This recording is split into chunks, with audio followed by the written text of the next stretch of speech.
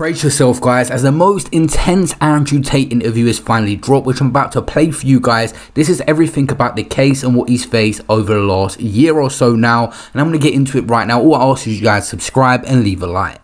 So the interviewee does actually speak in a different language, but Andrew Tate responds in full English, and you can get the gist of what she's asking. That's a very good question, and I do feel safe in Romania. I think the society is a very safe society. Romanians are beautiful people. It's a religious society. You can see and feel God here. I don't feel safe from the law. I have to be very honest. I think that the procedure which has been applied to me is unfair. I don't see why it has been done. Nobody wins. The two victims in my case are saying they're not victims. Tate looks bad. Romania looks bad. Certainly, they have tried very hard to catch a big fish. The prosecutor has been desperate to put me in jail because I'm famous, not because I've done anything wrong. And it's kind of upsetting to me. I have to be very honest with you, because I've tried very hard to represent Romania in a positive light and always speak positively about Romania to the entire world, which doesn't have the best international reputation. I've only ever said good things about this country. And then for a prosecutor to come along and decide he wants a big fish and to put me in jail for no reason, not because I've done anything wrong, but purely because I'm famous. I think that makes Romania look bad. It makes Tate look bad. There's no victims in the case, so nobody is being saved in any way. It's just a net negative for everybody. And the Romanian people respect me and love me, and everybody who sees me apologizes to me and knows I've done nothing wrong. So I feel very safe in Romania. Yes, it's a beautiful country. I just decided to live here for a reason. There's very beautiful people. I just think it's a shame that one prosecutor on a ridiculous quest for fame can damage the country's reputation so heavily. Mergem mai departe. În ianuarie 2023, aproximativ 500 de tineri au protestat în capitala Greciei, cerând eliberarea dumneavoastră și a fratelui dumneavoastră, Tristan Tate.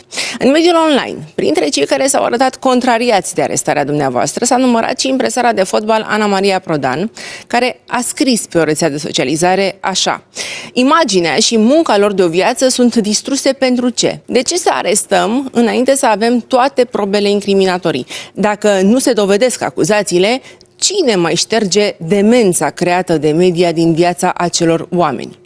Dumneavoastră ați reacționat imediat. Vă citez: mulțumesc, Ana Maria Prodan, pentru că susții dreptatea. Urmează întrebarea: vă așteptați la mai multă susținere? I think the entire world supports me. Absolutely nobody believes the narrative they ever tried to paint. Even the victims they found and put in this file themselves are saying they're not victims. They're on television saying we're not victims, let Andrew go. Nobody believes them. Nobody on the public believes them. Nobody on the internet believes them. The entire thing is a farce. And I genuinely feel bad, not for myself, because I'm a man who's had a very difficult life and I understand trials and tribulations, and I'm not scared of jail. I'm not scared of assassination. I'm not scared of anything. That's not who I am. I feel genuinely bad for the country of Romania. What rich person, what person of wealth will now move to this country and set up a life, knowing that Tate prosecutors, in their desperate bid to try and make themselves famous, will destroy a man's life and reputation at will and face no repercussion? What rich German or Italian man will ever move to this country?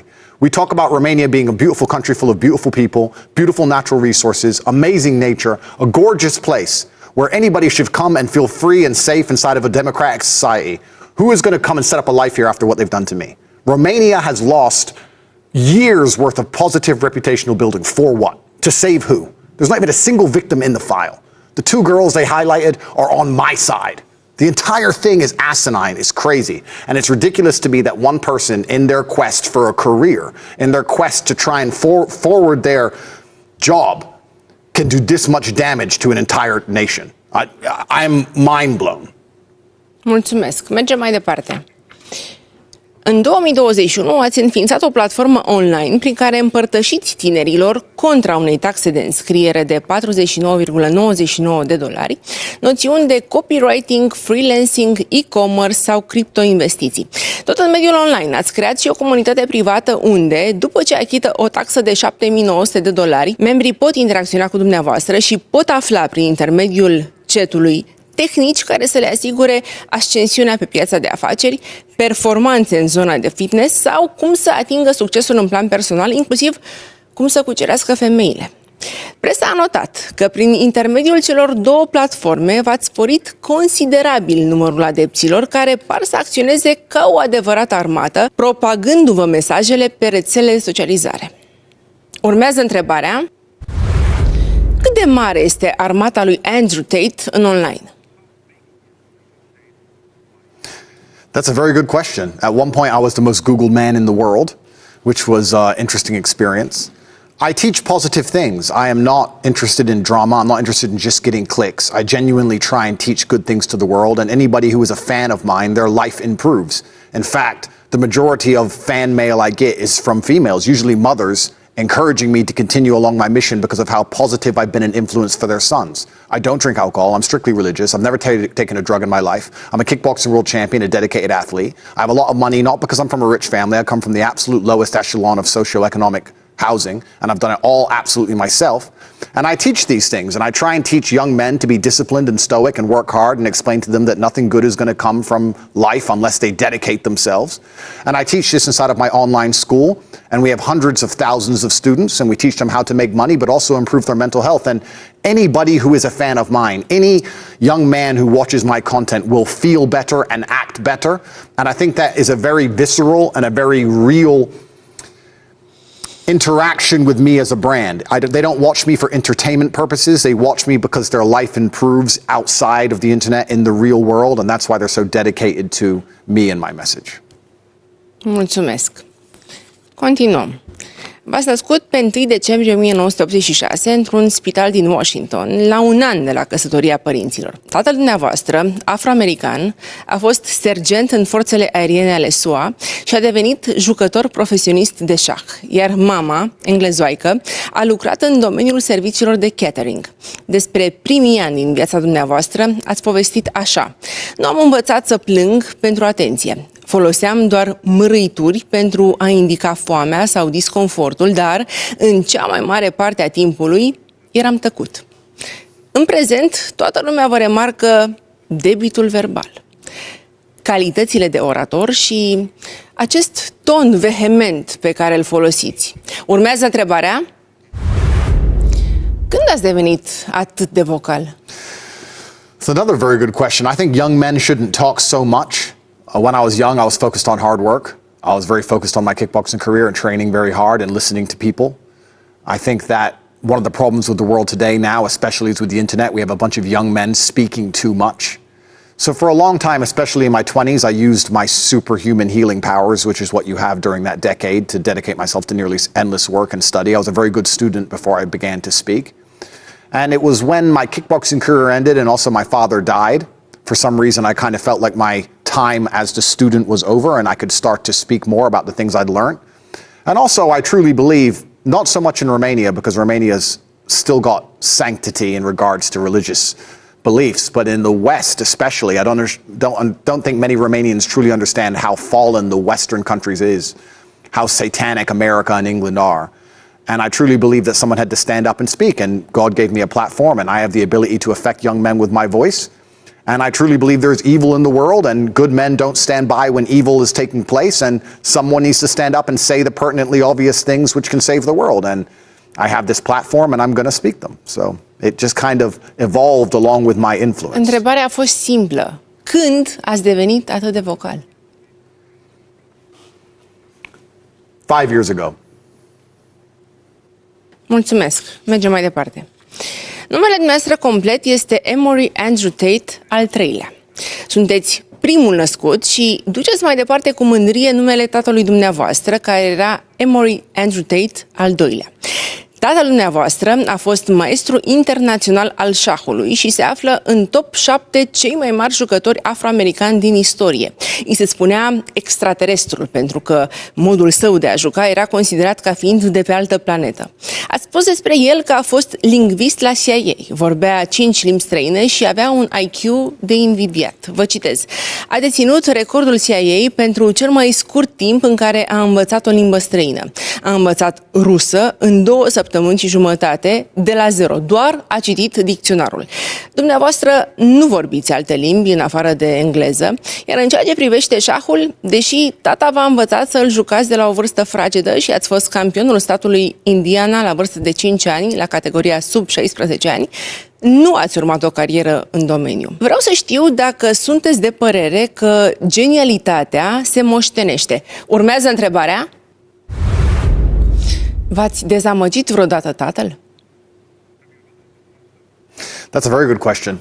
I don't believe I've let my father down. I believe my father's still watching me, and you're correct. I do carry his name. My father was a warrior. He died at war at the chessboard. I believe I've been a warrior my entire life. I think my father was smarter than I am. I don't think I'll ever be as intelligent as he was. He had a very special type of intellect. However, I have some other qualities he doesn't have, and the idea of having children in dynasty is to try and recreate better versions of yourself, to give them all the good things about you and perhaps remove some of the bad and try and curate this person into the perfect version of your last name. I was always instilled with a duty to my last name. I was told I had to perform as a Tate should perform.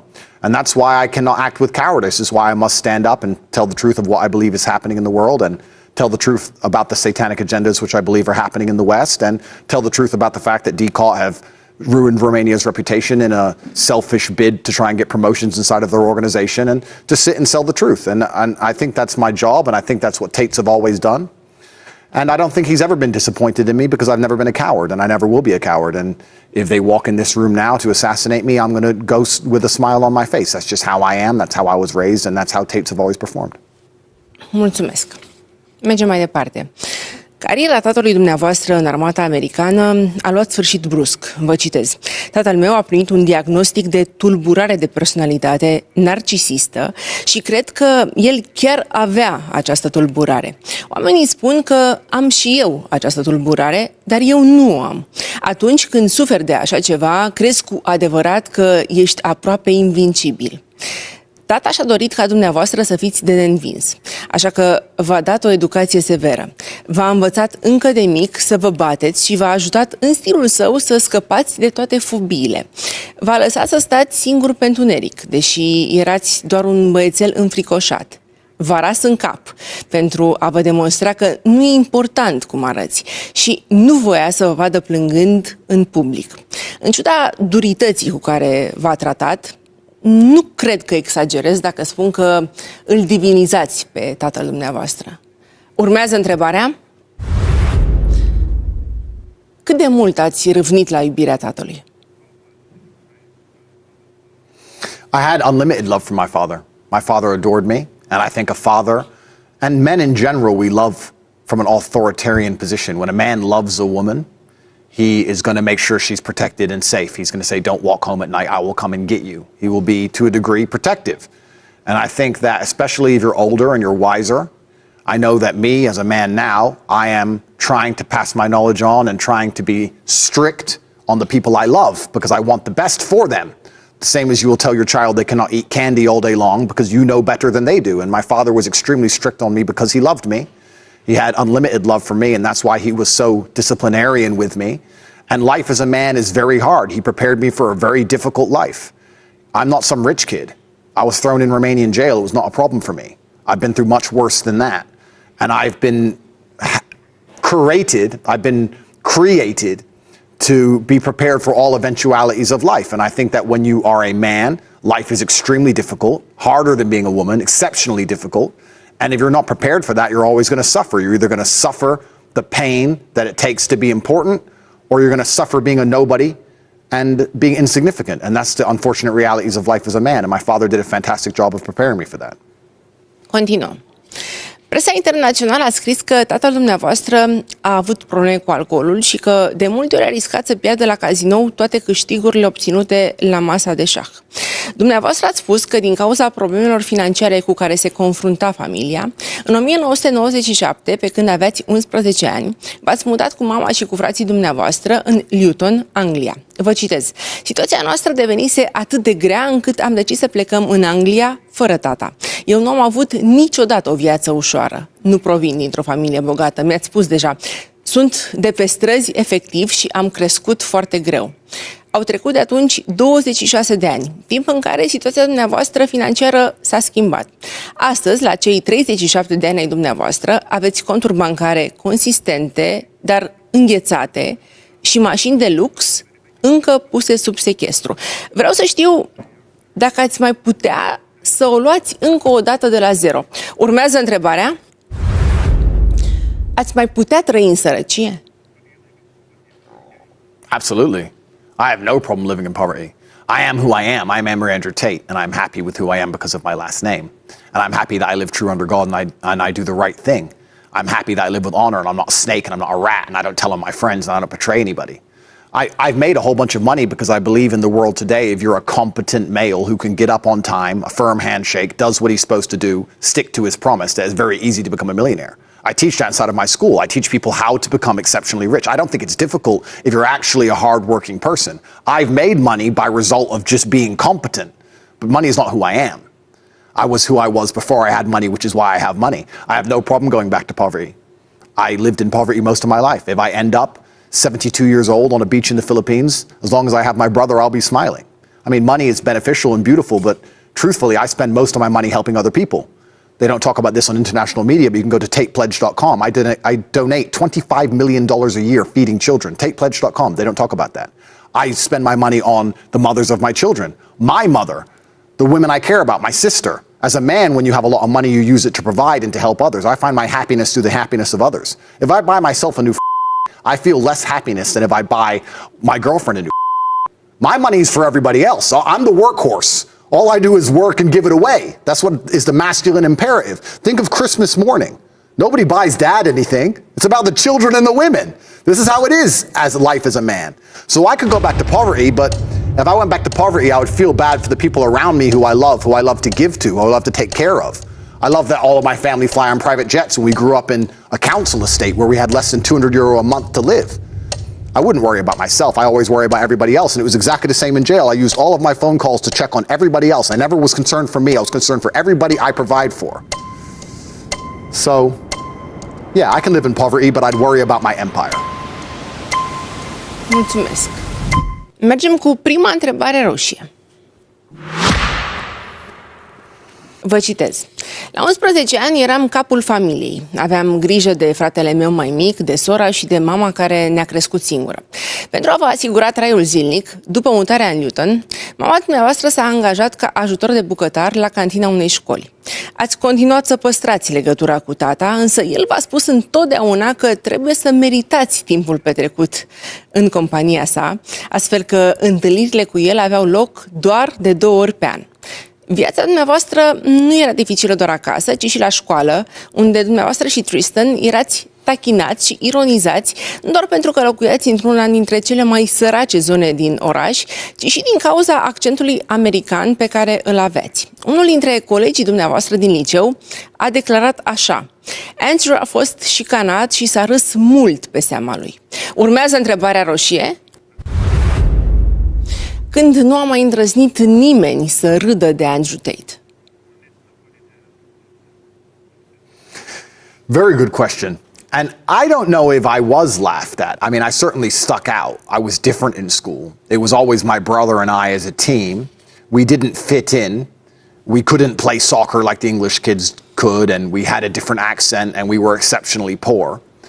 But nobody bullied us. Everybody always understood there was a degree of respect for us because they knew that we weren't cowards and they would have to fight us at some point, and they didn't want to push it that far. So I would say we weren't bullied, perhaps a little bit ostracized. But I wouldn't say that was necessarily difficult to deal with. And to this day, I still think there's people out there in the world who laugh at me and people who hate me online and hide behind imaginary accounts and say silly things. But to my face, it's been a very long time since I've been disrespected. And I'm not going to say that just because I'm a tough guy. I'm not going to say that because I'm a big, strong kickboxer. I'm going to say that because I treat most people with respect. And I think if you go through life and treat people with respect, most of the time you get respect back. And you have to meet a very special kind of idiot who's going to disrespect you when you're a respectful person. So I don't have negative interactions with people. I try very hard to keep my life peaceful. And I think when you've known violence like I have, when you've known true violence and you've grown up in an area where there's multiple stabbings and your friends have died, and I carry scars to this day from knife wounds, I think you try very hard to keep life peaceful. So in general, in my day-to-day interactions, things are very happy, very positive. If anybody has anything bad to say about me, it seems they want to say it far away from me, and I'm happy with that. Mulțumesc. În 2005 ați început antrenamentele de kickboxing, iar în 2007 l-ați înfruntat în primul dumneavoastră meci oficial pe luptătorul Scott Gibson și ați fost înfrânt prin knockout. V-ați auto-intitulat în ring Cobra sau King Cobra și până la retragerea din 2020 ați obținut 4 titluri de campion la categoriile semi-grea și grea în competițiile organizate în stil full contact în cadrul Asociației Internaționale Sportive de Kickboxing. Despre succesul în ring, dar și în afara lui, ați spus așa: în mintea mea nu am slăbiciuni. Poate că e nebunesc, dar este brutal de folositor. Cum pot să spun că am o slăbiciune sau alta când eu am o rată de succes de 100%? De altfel, ați mărturisit că tatăl dumneavoastră a fost cel care v-a învățat încă din copilărie să nu renunțați niciodată, vă citez. Când eram mic, tata mă împingea mereu. Până la urmă am învățat să îi țin piept. Așa că el mă împingea și mai tare. L-am întrebat de ce mă împinge. Iar el mi-a spus că trebuie să învăț să mă ridic. Urmează întrebarea: de câte ori ați fost nevoit să vă ridicați de la podea? Very good question. There is no light without dark. I think the ancient Chinese nailed it when they put the yin and yang together. You have the black and the white and they flow into each other, and there's a little bit of white in the black, there's a little bit of good in the evil, and there's a little bit of evil in the good. And if life is perfect all the time, you don't appreciate anything. I actually think one of the worst lives you can have is a life where everything goes right all of the time. If you're spoiled to that degree, especially as a man, as soon as you reach any kind of difficulty, you're going to crumble. So I've had to get up a bunch of times, and I do not pray for an easy life. I pray for a difficult life with difficult challenges to solve and being strong enough to handle them.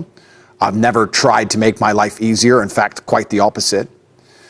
And I think that life is going to continue along this way. Once I beat this current garbage, which is going on at the hands of Tate, there will be some other garbage later on down the line. And if you really want an exceptional life and to do exceptional things, you can't only hope for the positive exceptional. When I'm on a private plane and they're flying on a private plane to another continent, and that's a very exceptional experience, so is a Romanian jail cell. That's an exceptional experience. It's difficult to call that a normal life. It's far from the norm. So if you want the highs, you have to accept the lows. And I want the highs. I want to make sure my human experience is as varied as possible. So I've had to get up thousands of times, and I'm sure I'll have to get up thousands of times more, but I know me as a person, and I know I'll never stay down. So I'm unafraid. Bine, mulțumesc. Ați intrat prima dată în ring ca luptător amator MMA în martie 2010, iar la finalul a 3 runde ați fost declarat învingător în urma deciziei juriului. Aveați să înregistrați o nouă victorie 3 luni mai târziu, de această dată la profesioniști, într-un meci în care organizatorii vă anunțaseră de la început că învingătorul va încasa toți banii, în vreme ce învinsul va rămâne doar cu loviturile încasate. Nu v-a speriat acest gând, ba chiar ați intrat în ring cu atât mai motivat. Vă citez: când am intrat în ring să lupt, eram un kickboxer cu o centură neagră în judo și fără pic de experiență în MMA. Dar eram falit. Eram atât de sărac că nu îmi puteam plăti nici măcar chiria. Înțeleg că ați intrat în cușcă de nevoie, dar urmează întrebarea: ați intrat vreodată în cușcă de plăcere? No. I don't think I ever fought out of pleasure. I fought because in my 20s, I had a raging fire inside of me that I couldn't find a way to channel into anything other than professional fighting to make sure that I lived a peaceful, happy life within the confines of the law. I think the masculine essence has always been one for conquest. I think that's been bred out of men in the modern world, and they're trying to do that on purpose so that they can subjugate society and enslave us all. But if a man is true to his masculine essence, he wants to have an empire of sorts. I think it's been that way throughout all of history. Alexander the Great, Genghis Khan, doesn't matter who you name, they all wanted an empire. And I was in my 20s, I could heal quickly. I had no money, no influence. Back then was almost before the internet. There was no big social media following, no Instagram, nothing. I was just a young man full of fire, and I decided the best thing I can do is to get in the cage and show that I'm braver than everybody else and destroy my enemies so that I can be paid and respected. I wouldn't say I did it for fun. I did it out of necessity. And I think that if more men had a genuine fire inside of them, society wouldn't be so broken. I think that anger and masculine essence in the correct direction when properly focused is extremely powerful. I think that when water goes wild, you have a flood, but when it's controlled through a dam, you can power an entire town. And we shouldn't be teaching men to remove their masculinity. They should keep it and put it in the correct direction, and this is how you conquer the world. And that's basically what I've done. Bine, mulțumesc. Mergem cu o întrebare roșie. În CV-ul dumneavoastră scrie că ați lucrat în televiziune și că ați fost producător executiv pentru o serie de filme, printre care Endgame, Alone sau Capone's Boys. Presa v-a acordat însă mai multă atenție odată cu participarea la emisiunile TV Ultimate Traveler și Big Brother, unde v-ați făcut remarcat datorită strategiilor cu care sperați să câștigați marele premiu. Dacă problemele medicale v-au obligat să părăsiți show-ul de supraviețuire, presa a speculat că eliminarea din casa Big Brother după numai 7 zile ar fi fost provocată de apariția unui video în care loveați o femeie cu o curea. Vreau să știu care a fost adevăratul motiv pentru care ați fost eliminat de la Big Brother. Urmează întrebarea: de ce loviți femeile? I don't hit women. It's very interesting you asked me that question. I certainly don't hit a woman in anger. I never have. In fact, that video they're talking about, the woman herself came out and clarified it, and I think it's better that people listen to her than me, because it's her point of view and we should respect her as an adult to say what she believes. I don't think that was the reason I was removed from Big Brother either. The reason I was removed from Big Brother was because I was having arguments with the other men inside the house, and they thought it was going to get physical and a confrontation was about to happen, and they wanted me to sign a waiver that in the event of a confrontation I won't hit anybody. And I said, well, I'm not going to sign that. If it's self-defense, it's self-defense. And they were concerned for the welfare of the other little weaklings with big mouths, and they had to remove me. But I'm a big man, and I'm a professional fighter, and if I hit a woman, there wouldn't be any garbage case where I go to jail and there's no evidence and then I'm released. There would be medical evidence and pictures and videos and proof. The fact they're saying I hit this woman and this woman came out and said, no, he didn't hit me, it was a play game, I think that proves everything. So I don't need to hit women. I'm not a frustrated man. I also think that most of the world understands that when you find a man who beats women, he's called weak, he's called cowardly. Most of these men are frustrated. When I felt like fighting, I fought men, so I'm not frustrated. My life's extremely successful, and I have very good interactions with women overall. I have no problems in that department, so I don't hit women. Ați lovit pe cineva la Big Brother? No, I didn't. I had a big argument with a few of the other contestants, and it was about to get physical, and it looked like 3 of them were going to attack me, and they took me into the producer's room and said, if this fight happens, we don't want you to hurt anyone. And there was a disagreement between me and the producers, and eventually they decided I had to leave the show. That's what happened. Mulțumesc. Presa a notat că anul 2014 nu a început deloc bine pentru dumneavoastră.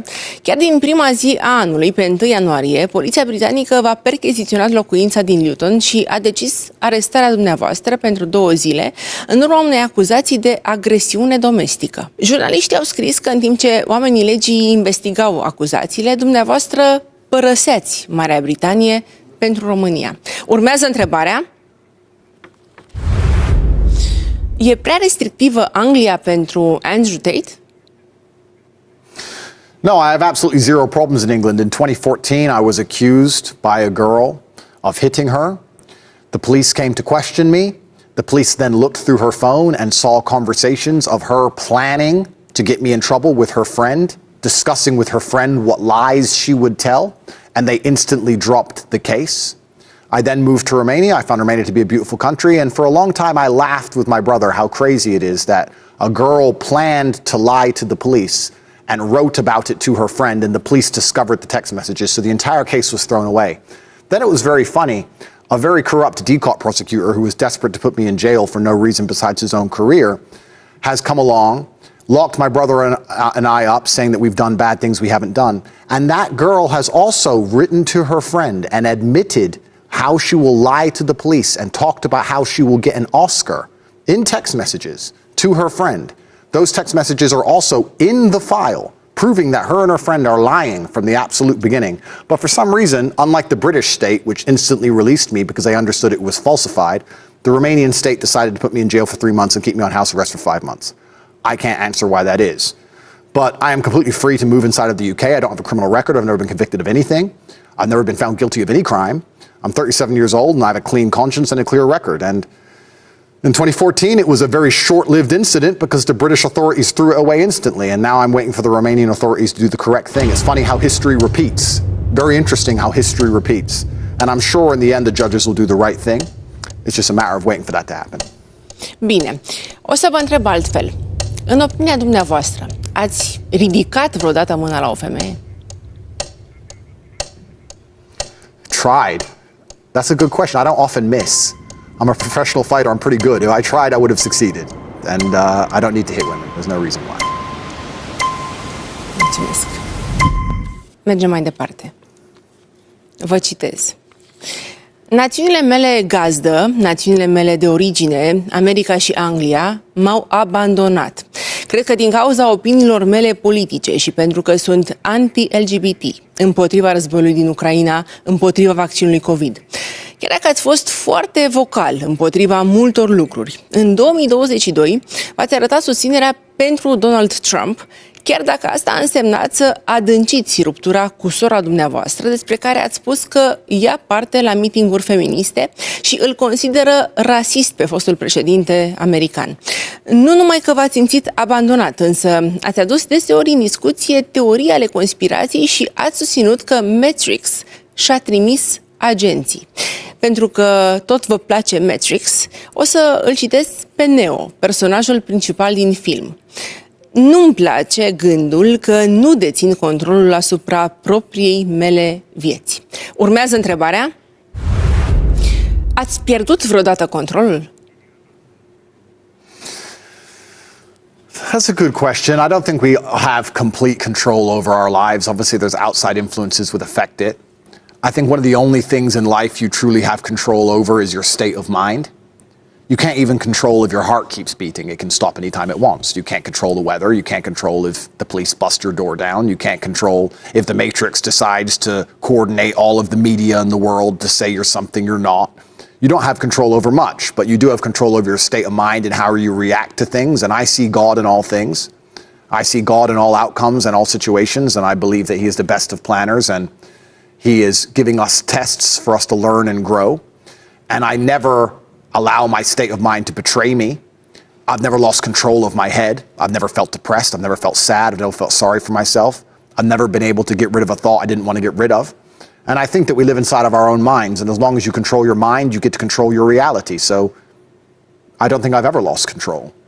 And I don't think I ever will lose control. No matter what happens to me, I'll always control my mind and control how I view it. And I view all things as a positive, no matter how negative they seem. I see the positive in everything, and I see the lesson in everything, and I see God in everything. So for that reason, I will confidently state I've never lost control, because all that we have is our state of mind, and I own mine. Mergem cu o întrebare roșie. Într-un videoclip în care ați explicat motivele mutării în România, ați spus așa: îmi place ideea de a putea să fac ce vreau. Îmi place să fiu liber. Îmi place să trăiesc într-o societate în care banii, influența și puterea mea înseamnă că nu sunt supus sau reținut de vreo lege. Ați mai declarat că preferați să trăiți într-o țară în care corupția este la îndemâna tuturor și unde oricine poate să plătească $50 mită ca să scape de o amendă pentru viteză excesivă. Nu e de mirare că ați ales România, care în 2022 continua să fie percepută ca unul dintre cele mai corupte state din Uniunea Europeană, ocupând un rușinos loc 3. Și totuși, acest sistem perceput ca unul profund corupt este sistemul care v-a băgat pe dumneavoastră în închisoare pentru 92 de zile. Urmează întrebarea roșie. Câtă mită ați dat în România? That's a very good question. Firstly, let me clarify. That statement was made during a longer format piece. I was talking about corruption of nations around the world, and I was actually saying that I believe America is the most corrupt country in the world. And anyone who understands geopolitics, and especially global wars, will understand exactly how corrupt America is. And I was also explaining this to an American lawyer who said to me, well, you live in Romania, and Romania is corrupt. And I said, well, yeah, Romania is corrupt. You can pay $50 to get out of a speeding ticket, but they're not going to invade Afghanistan and send their young men to die for basically no reason. And I was trying to highlight the differences in the low-level petty corruption against the global corruption, which is instigated on the planet by a country like the USA. So I actually have a lot of respect for Romania, and the fact that you can buy your way out of a speeding ticket isn't a big deal compared to the things that most countries are doing with their corruption. That's the first thing. The second thing is, I have nothing to pay bribes for. I'm not involved in politics in this country. I don't know the names of the different political parties. I don't know the names of any politicians. I tried to stay very far away from politics because I understand I have a massive amount of influence, and the last thing I want to do is get involved in a game I don't fully understand. So I have no one to bribe. Who could I bribe? I don't have powerful friends in Romania. If I did, I guess I wouldn't have gone to jail. I tried to just live within the law and be a good person and keep myself to myself and make money and promote Romania and spend money here and help people. And I thought, and for 7 years, I thought that would allow me to live a life of peace. And it turns out that that didn't work. Perhaps maybe I should have bribed people. Perhaps maybe I did need powerful friends. Perhaps maybe I should have been giving money away. I don't know. But I moved here and just lived with a pure heart and thought I don't do anything wrong. And then it turns out that I end up being attacked. And when I went to jail, every policeman, every guard, every single person I meet inside of the system, everyone I meet on the street, all of them said to me, it's because you got too rich and too famous, Andrew. That's why they did this to you. Everyone knows you're innocent. So I don't know. Maybe I made a mistake. Maybe I should have had powerful friends. I'm not sure. I'll give you time. But I certainly didn't have them or I wouldn't have been in a jail cell. And I don't have anyone to pay bribes to. So I think the idea that I'm somehow coming here with a whole sum of money to live this renegade life. What is my renegade life? Like I said earlier, I don't drink alcohol. I don't do drugs. My entire house has been searched 3 times. I haven't found anything. What am I doing with my renegade life? Going to the mosque and looking after my children? I don't think this is true at all. I'll give you time. Am o întrebare. Nu ați dat niciodată mită în România? No. I have no one to bribe. I don't have friends that powerful, unfortunately. And I don't think I needed to bribe anyone for anything. I don't break the law. I have no one to bribe anything for. I'm not involved in politics. I'm not doing anything that interesting. And my life has been forensically analyzed.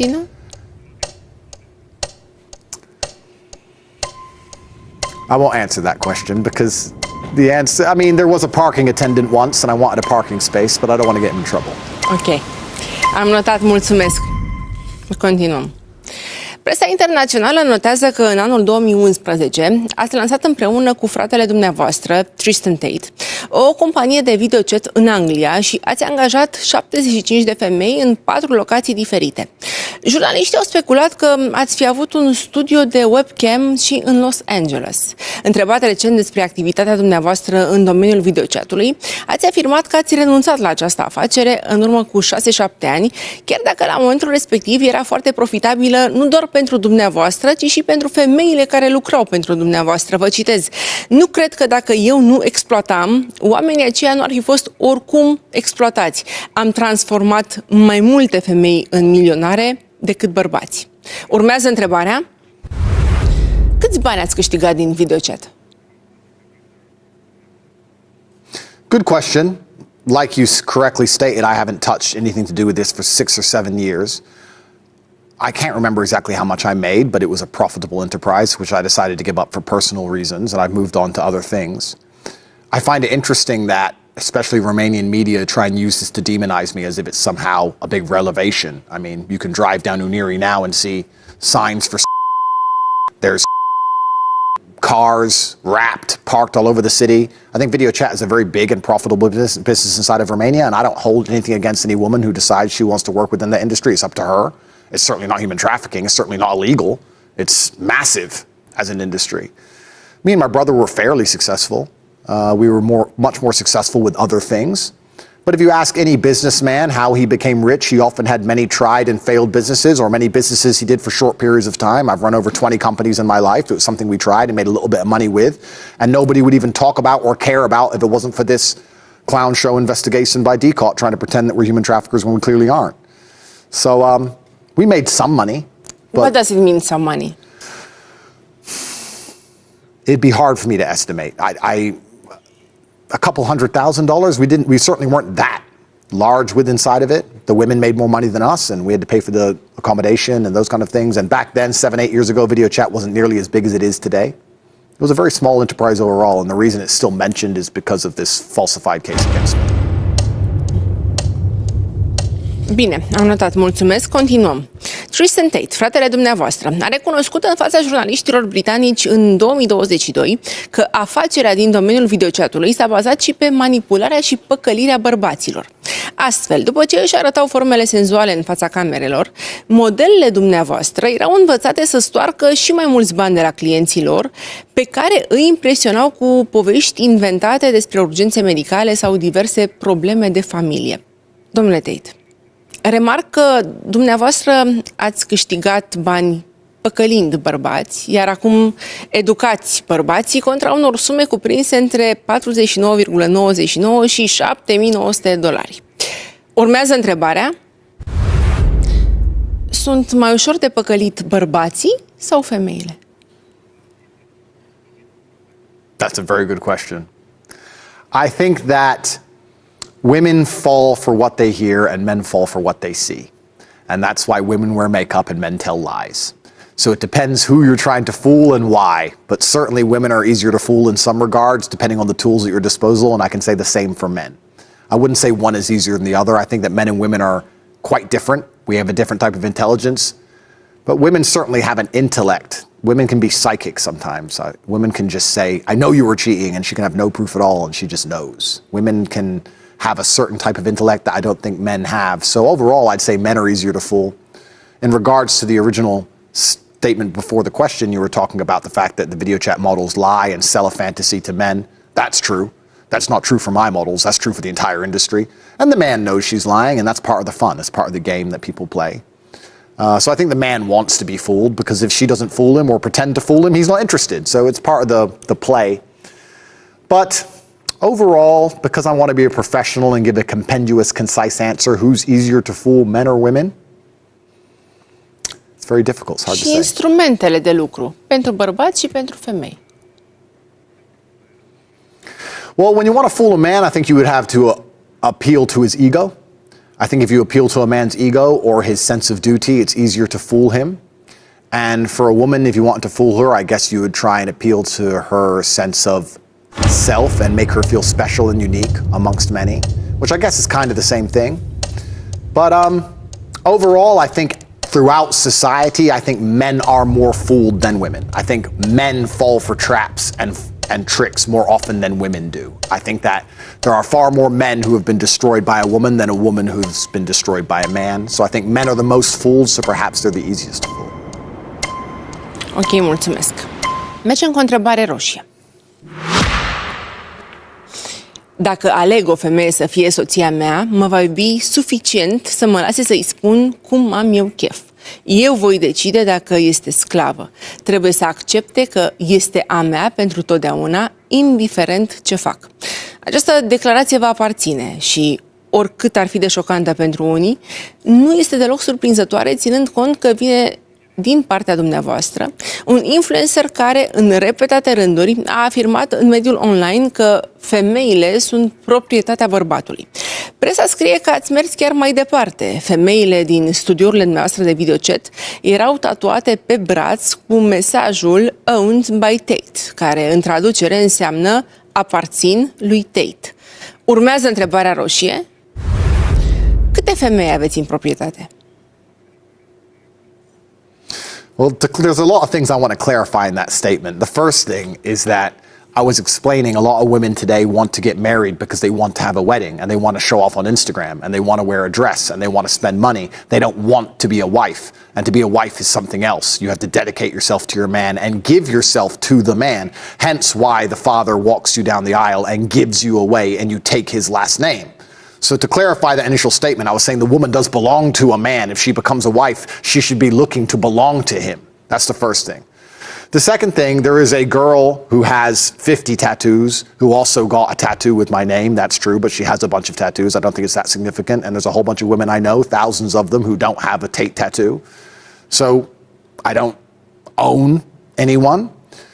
I think that we're all grown-ups, and I think it'd be very misogynistic to assume that women can't make their own decisions. And if a woman decides she wants to associate with me and I decide I want to associate with her, then we're consenting adults and we will do that. If she decides she doesn't want to, or I decide I don't want to, then the relationship will end. I don't own any women because I'm not married. But if I got married, I would see my wife as mine. Absolutely. I would have no interest in a marriage without that degree of ownership. Why would I want to marry a woman and say she's not mine? She would be mine, absolutely and utterly, which comes with good and bad. There's bad. I have a lot of responsibility. I have to pay her bills and protect her and take care of her and make sure that she has no problems and she's driving a nice fast car and living in a mansion. So absolutely there'd be some bad from it, but there's also some good. You're my woman. You can't go and party with all those men and drink alcohol. No, stay here with me. If that makes me a misogynist, like the BBC wants to say, then heaven forbid I'm a misogynist. But I think that's what every rational male and female believes. So I'm going to say it regardless of how they demonize me in the media. Mulțumesc. Continuăm cu o întrebare roșie. Dacă după mutarea în Anglia, accentul american v-a creat probleme în colectivitate, în 2014, după mutarea în România, accentul britanic și experiența sportivă v-au ajutat să deveniți unul dintre cei mai apreciați comentatori ai galelor Romanian Extreme Fighting, organizate de omul de afaceri Sebastian Vieru. Presa a notat că asocierea cu omul de afaceri brașovean v-a facilitat și drumul către primele tranzacții imobiliare în Săcele. Jurnaliștii au speculat că banii pe care dumneavoastră i-ați investit de-a lungul timpului în afacerile imobiliare ar fi provenit din exploatarea femeilor pe internet și subliniază că în prezent sunteți cercetat și într-un dosar de spălare de bani. Urmează întrebarea roșie. Ați spălat bani prin afaceri imobiliare? It's so interesting that I'm accused of money laundering, but from my understanding of money laundering, you had to have committed a crime first, and then you're trying to turn the money legal. What crime have I committed? Where's the victim? What girl? Where is she? This has been 2 years now. 2 years long this investigation's gone on, and I'm sure Romania has better things to spend its money on. I'm sure we need hospitals and roads and pensions. But for 2 years they've tried to find a victim, putting me all over the news, calling 2,000 people who know me, calling in people who I've not seen for 5 or 6 years, draging them into the office and trying to convince them to say they're a victim when they're not, intimidating people, threatening people with jail if they don't turn on me, all to find a victim so they can say I have laundered money. And 2 years later they don't have a single one. It's ridiculous. I haven't laundered any money. If you earn money and you buy something, that's not money laundering. You have to commit a crime for the money in the first place, which I, of course, have not done. So, no, I've not laundered any money in any regard because I don't break the law. I don't need to break the law. I have no financial incentive to break the law. Why would I, at 35 years of age, according to this decal file, who with millions of dollars, world famous, a perfect life, children, big house, fast cars, why would I decide to then become a criminal? What's my motivation? It can't be money. I'm already rich. So what am I doing it for? Am I crazy? Am I insane? Have I lost my mind? And I want to run around and just be a criminal now?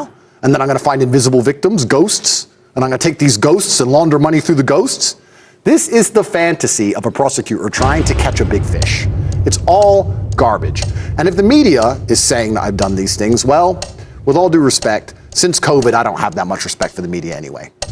The media told you to get 7 vaccines or you're all going to die. So if you still sit there and believe what the media says, you have something wrong with your brain. I give you time. Deci, în opinia dumneavoastră, sunteți doar o victimă. I'm a victim. It's kind of interesting.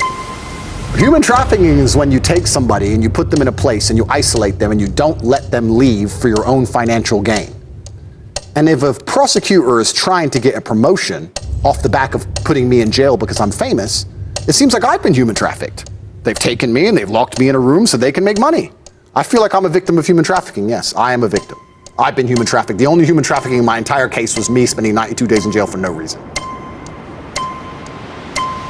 Bine, mergem mai departe. În aprilie 2022, anchetatorii au descins în locuința noastră din Pipera, având informații că acolo ar fi fost sechestrate și obligate să facă videochat mai multe tinere. Presa a scris că, în realitate, persoana căutată ar fi fost Emma, o americancă abordată pe o rețea de socializare de fratele dumneavoastră și convinsă de acesta să-și părăsească iubitul și să vină în România.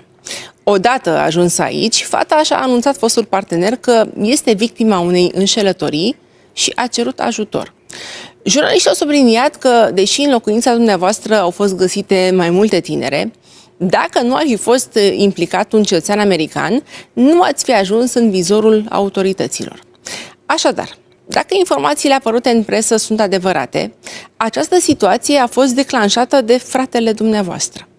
Vreau să știu dacă americanca Emma a fost cea mai mare greșeală a fraților Tate. Urmează întrebarea. De câte ori ați pierdut pe mâna fratelui dumneavoastră? That's a very good question. Firstly, I see God in all things, and I don't see Emma as a mistake. Just to clarify for everybody at home, Emma was in Romania for 6 days. She visited my brother. They met in Miami. Her boyfriend on Instagram caught her at Tristan's house. So she then said to her boyfriend, I don't want to be here. I wish I could leave. Her boyfriend called the police, which notified the American embassy, which sent Tate into our house. Tate came into our house and found nobody else there. Emma has been going to and from the house, leaving on CCTV, which has been played on antenna. Everyone's seen it. She came and goes. She was only in Romania for 6 days. There's conversations with Emma talking to her friend, saying how she's going to lie to the police and she will get an Oscar for her lying performance, saying that she was trapped. We have video of her coming and going. All of this was provided to Tate. Tate let us go after 2 hours. We were witnesses in the beginning of April. They know she's lying. They have proof she's lying. They have video she's lying. They have conversations she's lying. They still then decided to spend 9 months surveying us and wasting their time to come and arrest us again because we're famous and rich and they want to get a big case and put us back in jail. It was all garbage, but I don't see it as a loss because I see God in all things.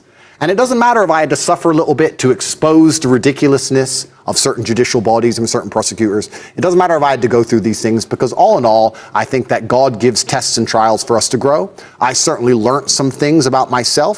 I certainly learned some things about the difficulty of life in jail. I learned how important I am to the people who need me. And I see it as a blessing. So I don't think I've ever lost that count with my brother. I have the best brother on the planet. I love him with all of my heart. We are a team. We are united. It doesn't matter what he does. I will always have his back no matter what till the end. If you kill one of us, you have to kill both of us. I absolutely adore my brother. There's no brotherhood that's stronger than ours. And we've never lost because we are together. And as long as we are together, we will never lose. And in the end, at the end of this clown show, at the end of this circus, the winners will emerge, the Tate brothers, because we've never done anything wrong. We live true under God. Mulțumesc. Mergem cu o întrebare roșie. În anul 2022, conturile noastre de Facebook, Instagram și TikTok au fost suspendate. Reprezentanții platformelor explicând că nu încurajează mesajele care, citez, laudă, promovează, glorifică sau susțin orice ideologie care incită la ură. Ați rămas însă activ pe Twitter, iar presa a speculat că acest lucru s-ar datora prieteniei cu Elon Musk, proprietarul platformei denumite în prezent X. Mai mult, după ce rețeaua de socializare a anunțat că ia în calcul eliminarea conturilor inactive, l-ați rugat public pe miliardarul american să nu dezactiveze contul tatălui dumneavoastră, decedat în 2015. Însă, imediat după arestarea dumneavoastră, în decembrie 2022, întrebat despre relația dumneavoastră, Elon Musk a spus așa: din câte știu eu, nu l-am întâlnit niciodată pe Andrew Tate. Vreau să știu ce alte celebrități s-au dezis de dumneavoastră. Urmează întrebarea roșie. Sunteți persoana non grata? Firstly, at the highest echelons of society, people are very careful about talking about their personal friendships. It's very easy for us to say, I've never met anyone, or I don't personally know someone, or I don't recall. And that's just professionalism at a certain level. That's the first part of my answer. The second part of my answer, I have been canceled by the Matrix. I was deleted because they said I was misogynistic because I believe that men and women have different roles in society. I do not buy into the Satanism which is promoted in the West, that women can be men and men can be women and men can get pregnant and women are as strong as men are, and all this absolute insanity deliberately designed to degenerate society and create a society of slaves, which is what they're trying to do. They're trying to break down the family unit so that men no longer have any instinct to defend anything, and then they can enslave us all like they did with COVID. They accused me of being misogynist for pointing out the pertinently obvious, and I'm not misogynistic in any regard, and then they deleted me, and they deleted me, quite rightly, from Facebook, Instagram, Gmail, my account, my account, 6 bank accounts, everything was deleted instantly and in synchronity. Everything was done at once. So when I talk about the Matrix, this is a perfect example of it. If you upset them, if enough people listen to you and you say things they don't want you to say, all of a sudden they will press a button and every single app on your phone will stop working. And the idea is that you disappear and you go away. You have 3 lives out here in the world, and your ability to tell the truth is heavily linked to your insignificance. You're allowed to speak the truth as long as no one listens to you. But when you have a huge platform, they expect you to shut up. You have to say, wear the mask, take the vaccine, be quiet. Because if you start talking about the truth, you're going to get in a lot of trouble like I did. And you have 3 lives. First, they cancel you and delete you off the internet, hoping you'll be quiet and go away. If that doesn't happen, they try and put you in jail for no reason on a falsified garbage case. And if that doesn't happen, they kill you. You have 3 lives if you talk against the establishment. And I've used 2 of mine. I give you time. I've used 2 of mine. And that's a very scary position to be in. Ce personalități s-au dezis de dumneavoastră? I don't think anybody's given up on me. I've never had any private conversations with anybody who's given up on me. There's just certain people with certain arrangements, especially sponsorships or large sums of money or affiliations with certain news networks, which have to be careful what they say, and I respect their professionalism. It's difficult at the highest echelons of society to just be open about your personal relationships. Ok. Mulțumesc. Continuăm. Ați mărturisit că după ce au fost închise conturile de pe rețelele de socializare, ați avut o presimțire sumbră în legătură cu viitorul dumneavoastră și i-ați împărtășit gândurile lui Tristan, alături de care erați în acele momente în Dubai. La 2 săptămâni după întoarcerea în țară, presimțirea dumneavoastră s-a adeverit și ați ajuns după gratii. Vreau să știu dacă presimțirea dumneavoastră a avut legătură cu o posibilă informație pe care ați primit-o din structura de ICOT. Urmează întrebarea. Ați fost avertizat din interiorul de ICOT? I didn't have any information from inside DCOT. I have information from my life experience, and I understand how the world works, and I understand that ups and downs are linked, like we discussed earlier, and light and dark are together. And I said to Tristan that they've tried to cancel us because they don't like that we are telling the truth to the world. If we were lying, they would allow us to lie. When you rip out a man's tongue, you're not proving him a liar, you just prove you're afraid of him telling the truth. They deleted us across all of social media, and this failed to damage our influence. In fact, we became more famous than ever before. You get 3 lives. The second life is they try and put you in jail on a garbage case with absolutely no evidence. And I felt it coming because I know how the world works. And I said to Tristan, I think they're going to try and do it. I think they're going to try and put us in jail for nothing. And he said, well, how could they do that? And I said, I don't know exactly. And then here we are 2 weeks later, a girl who texted her friend and said, I'm going to get an Oscar for lying. Watch how I lie to the police, and has CCTV, which has been all over the Romanian news, of her coming and going from the house, holding her phone, who was in the country for 6 days, managed to somehow get my brother and I locked up. And I think that's because the prosecutors are extremely interested in putting us in jail, not because they care about the truth, but because someone has motivated them. It's unfortunate. This is how the world works, and you cannot shine bright in the world without casting a shadow. And I certainly shine bright, and I understand how the world functions, and my second life is now up, and I have to try my very best to not get assassinated. And that's my concern for probably the rest of my life, because I don't want to be quiet. I want to continue to tell the truth, because I believe that's why God put me on the earth. Cine este, în opinia dumneavoastră, acea persoană care i-a motivat pe procurorii de ICOT? That would be a very quick way for me to use up my third life. So for now, I'm not going to answer that question. Ok, mergem mai departe. Pe 27 decembrie 2022, ați tachinat-o pe activista de mediu Greta Thunberg cu următorul mesaj. Bună ziua, am 33 de mașini. Vă rog să-mi dați adresa dumneavoastră de e-mail ca să vă pot trimite o listă completă a colecțiilor mele de mașini și a emisiilor uriașe ale acestora. 2 zile mai târziu, pe 29 decembrie, o anunțați pe activista suedeză că nu veți recicla cutia de pizza care tocmai vă fusese livrată. Fotografia cu dumneavoastră și cutia care purta logo-ul unei celebre pizzerii din România a fost văzută însă și de autoritățile de la București, care, având astfel certitudinea că sunteți pe teritoriul țării noastre, au descins în locuința dumneavoastră. În urma raziei făcute, ați fost reținut în cadrul unei anchete privind comiterea infracțiunilor de trafic de persoane și viol. La câteva ore după arestarea dumneavoastră, Greta Thunberg a scris ironic: Asta se întâmplă când nu reciclezi cutia de pizza. Vreau să știu dacă ați învățat să reciclați cutiile de pizza. Urmează întrebarea. De câte ori v-ați dat de gol?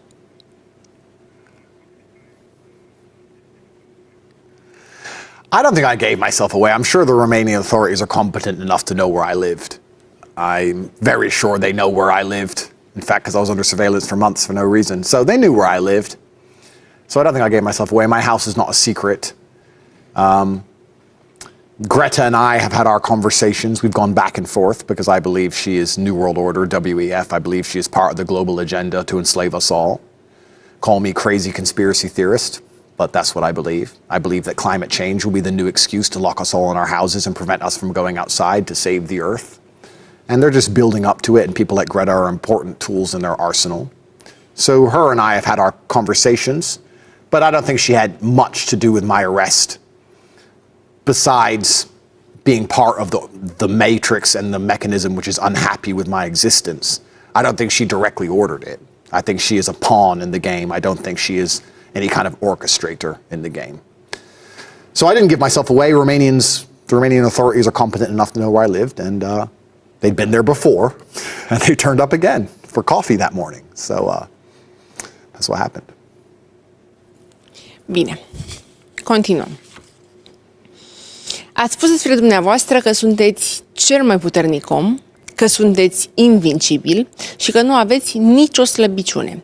Cu toate acestea, pe 30 decembrie 2022 ați ajuns în spatele gratiilor și v-ați petrecut următoarele 92 de zile într-o celulă mică, după ce măsura arestului preventiv a fost prelungită de 2 ori.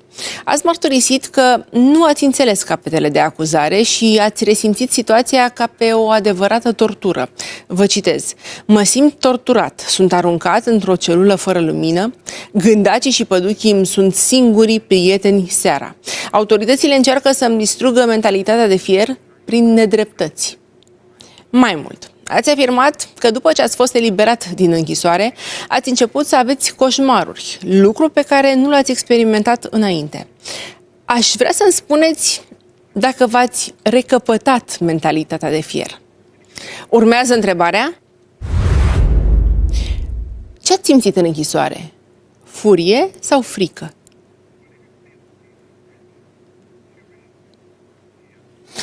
Yeah, it's a good question. I never lost my iron framework. I did have nightmares because obviously you're in a jail cell and things are uncomfortable, but I don't believe in things that take away power from me. I believe the nightmares were a message from God to strengthen me. I see God in all things. I never see myself as weak. When I talk about being invincible, I don't talk about it in the literal sense. I'm sure with enough bullets I would die. Probably not 1, maybe 10. They'd get me in the end. But I believe that I stand the best chance of survival by believing I can resist a bullet, as opposed to believing it will hurt me. So I always believe in those things in my mind. That's where my invincibility comes from. When I was in jail, I was extremely concerned for everybody outside of jail. As said, I had no idea why I was put in jail. I don't speak Romanian. The papers were in Romanian. It was New Year's Eve. It took a while to get translations. There was delays. People were saying human trafficking, which is insane because the 2 girls in the file are screaming on the news that they're not victims. So the whole thing was a joke. Everyone was laughing about how ridiculous it was. So nobody was clear. It took a while for me to understand how pathetic the whole thing was. But I was very concerned for my children. I was very concerned for my mother. I was very concerned for my staff and their families. And I wasn't concerned for myself. I was genuinely very concerned for everybody I have to provide and protect and care for. And most of my conversations with my brother in that jail cell were, how can we make sure everybody else is eating? How can we make sure everybody else is okay? Most of my time on the phone was spent reassuring other people's state of mind, making sure other people felt okay. It was never about me. Me going to jail was actually about everybody else. Ce le spuneți copiilor dumneavoastră? They're quite young, so I didn't have to explain it to them exactly where I was. They just knew that I was away. But it was uncertain how long I was going to be in there, and obviously you have to make a contingency and plan for the worst. But luckily a Romanian judge saw the light and let me out. I give you time. Câți ani au? They're 3. And luckily, and to be fair, the Romanian judicial system, the judges have been very good to me. The judges can see garbage when it's put in front of them. And the judges let me free. and I got to reunite with some of my children. Some of my children I've still not seen because I can't leave Romania, and their mothers are scared to come here because they see the police state as brutal and they see it as corrupt, so they won't come here. So there's a daughter which I haven't seen since the beginning of this because the mother is afraid. The mother is afraid of DCOT, and I can't leave. So I've been separated from one of my daughters for over a year because of this entire saga, and that's the thing that's so upsetting. Like, there's real people involved in this, real emotions involved in this game. When people sit and go, oh, I want a promotion, I want to put a famous man in jail, they don't understand that there's full-grown women crying, there's children crying, missing their father. It's truly sad what's happening. Mulțumesc. Mergem mai departe, mergem cu o întrebare roșie. În ciuda faptului că ați spus că a fost foarte frustrant să fiți închis într-o cutie și să ai parte de o libertate de acțiune extrem de limitată, pe parcursul zilelor de detenție nu ați uitat de aspectul fizic, așa că dumneavoastră și fratele ați solicitat prezența unui frizer care să vă aranjeze părul și barba. Mai mult, presa a notat că ați fi avut și niște cerințe neobișnuite pentru un om aflat după gratii, cum ar fi o masoză sau o consolă de jocuri. Urmează întrebarea roșie. Cât de arogant sunteți? I don't think I'm arrogant at all. I like to think I treat all people with respect, and anyone who respects me will be treated nicely. I don't often get called arrogant in person.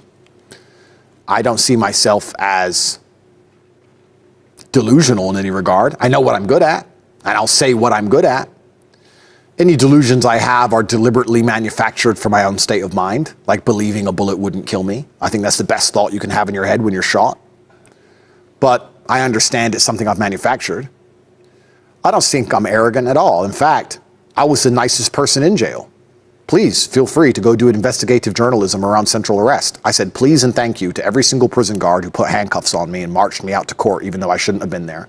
I said please and thank you for every single meal I was given. I said please and thank you to the nurse who was concerned for me because my blood pressure was so high. I said please and thank you to absolutely everybody. I'm very respectful to people who are just doing their jobs. I know it's not their fault I'm in jail. I was Mr. Smiley. I was brightening up everybody's day. I was the opposite of arrogant. There were people inside of the jail screaming, banging on the door, saying, let me go home. To me, that's arrogance, to believe that you even stand a chance of that happening. I understood that there's people here doing honest work, and I'm in a jail cell I don't belong in, and that God will fix all, and time solves all things. And I was very nice to everybody. I had been told many times I was the nicest prisoner they ever had.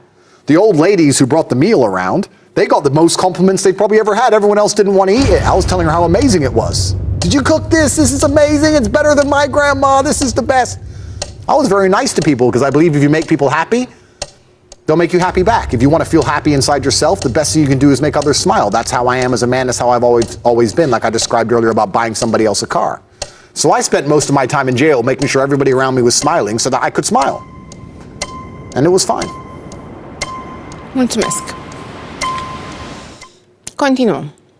Presa spune că ați moștenit duritatea de la tatăl și de la bunicul dumneavoastră, spre deosebire de Tristan, care nu doar că nu a făcut performanță în ring, acolo unde dumneavoastră ați fost campion, dar pare să fi devenit mai degrabă umbra dumneavoastră sau chiar, citez, cățelușul lui Andrew Tate.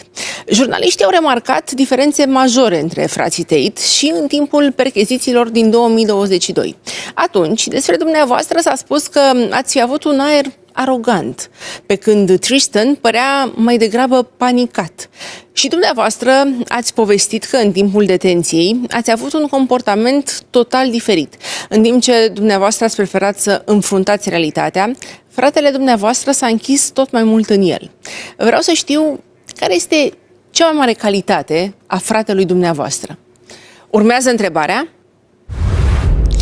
Este fratele dumneavoastră veriga slabă? Absolutely not. My brother and I are very different people. I think that's what makes us a strong team. When you have two people who are exactly the same, then one of them is always irrelevant. You don't need them. If two people are the same, you can do it with one. We're very different people. He's stronger than me in many ways. We're actually such a good team because we're opposites in some ways. My brother is very good at being permanently positive and not having much interest in trying to fix the situation. I'm the opposite. I'm the one who's sitting there reading all the legal papers, trying to learn Romanian law to understand how they can lock me in a jail cell when a girl already admitted she was lying and say she'd get an Oscar for lying. I thought that they must have broken European law. And my brother was like, let's just relax. We'll get out. God will fix it. So we're very different. I think these differences make us strong. If you look at a chessboard, a bishop and a knight are different pieces and they move in different ways, but they're equally powerful.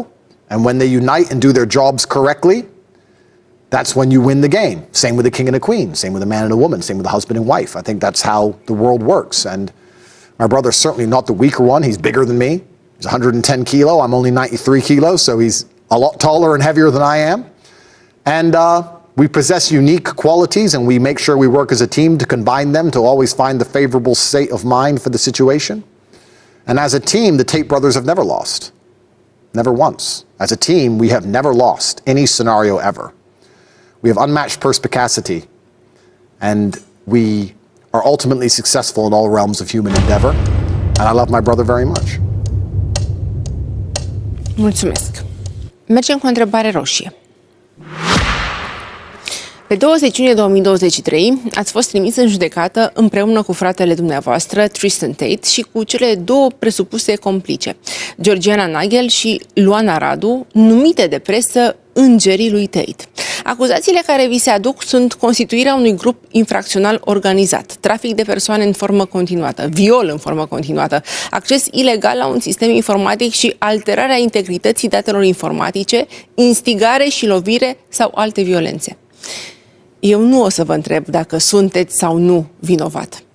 Urmează întrebarea roșie. Ce păcate aveți? We all sin. I think most religions describe as us born with sin. In regards to going to court and access to information systems and these kind of things, I don't even know what that's about. I literally have no idea what they're talking about. I don't think I'm accused of that. That might be one of the girls. I'm not sure. I'm not allowed to speak to them. I don't spend much time analyzing my case because the whole thing's such a joke. It's going to be thrown out soon anyway, so I deal with my life. But what sins do I commit in life? Well, we all sin sometimes, don't we? We could always be better. I try every day to make sure I make a positive impact on the world. Please visit tatepledge.com. I literally restore eyesight to poor people in Gambia, and I literally feed children in Syria. Every single day there are thousands of people who eat a hot meal because of V-am me. întrebat ce păcate aveți. What do I do that is sinful?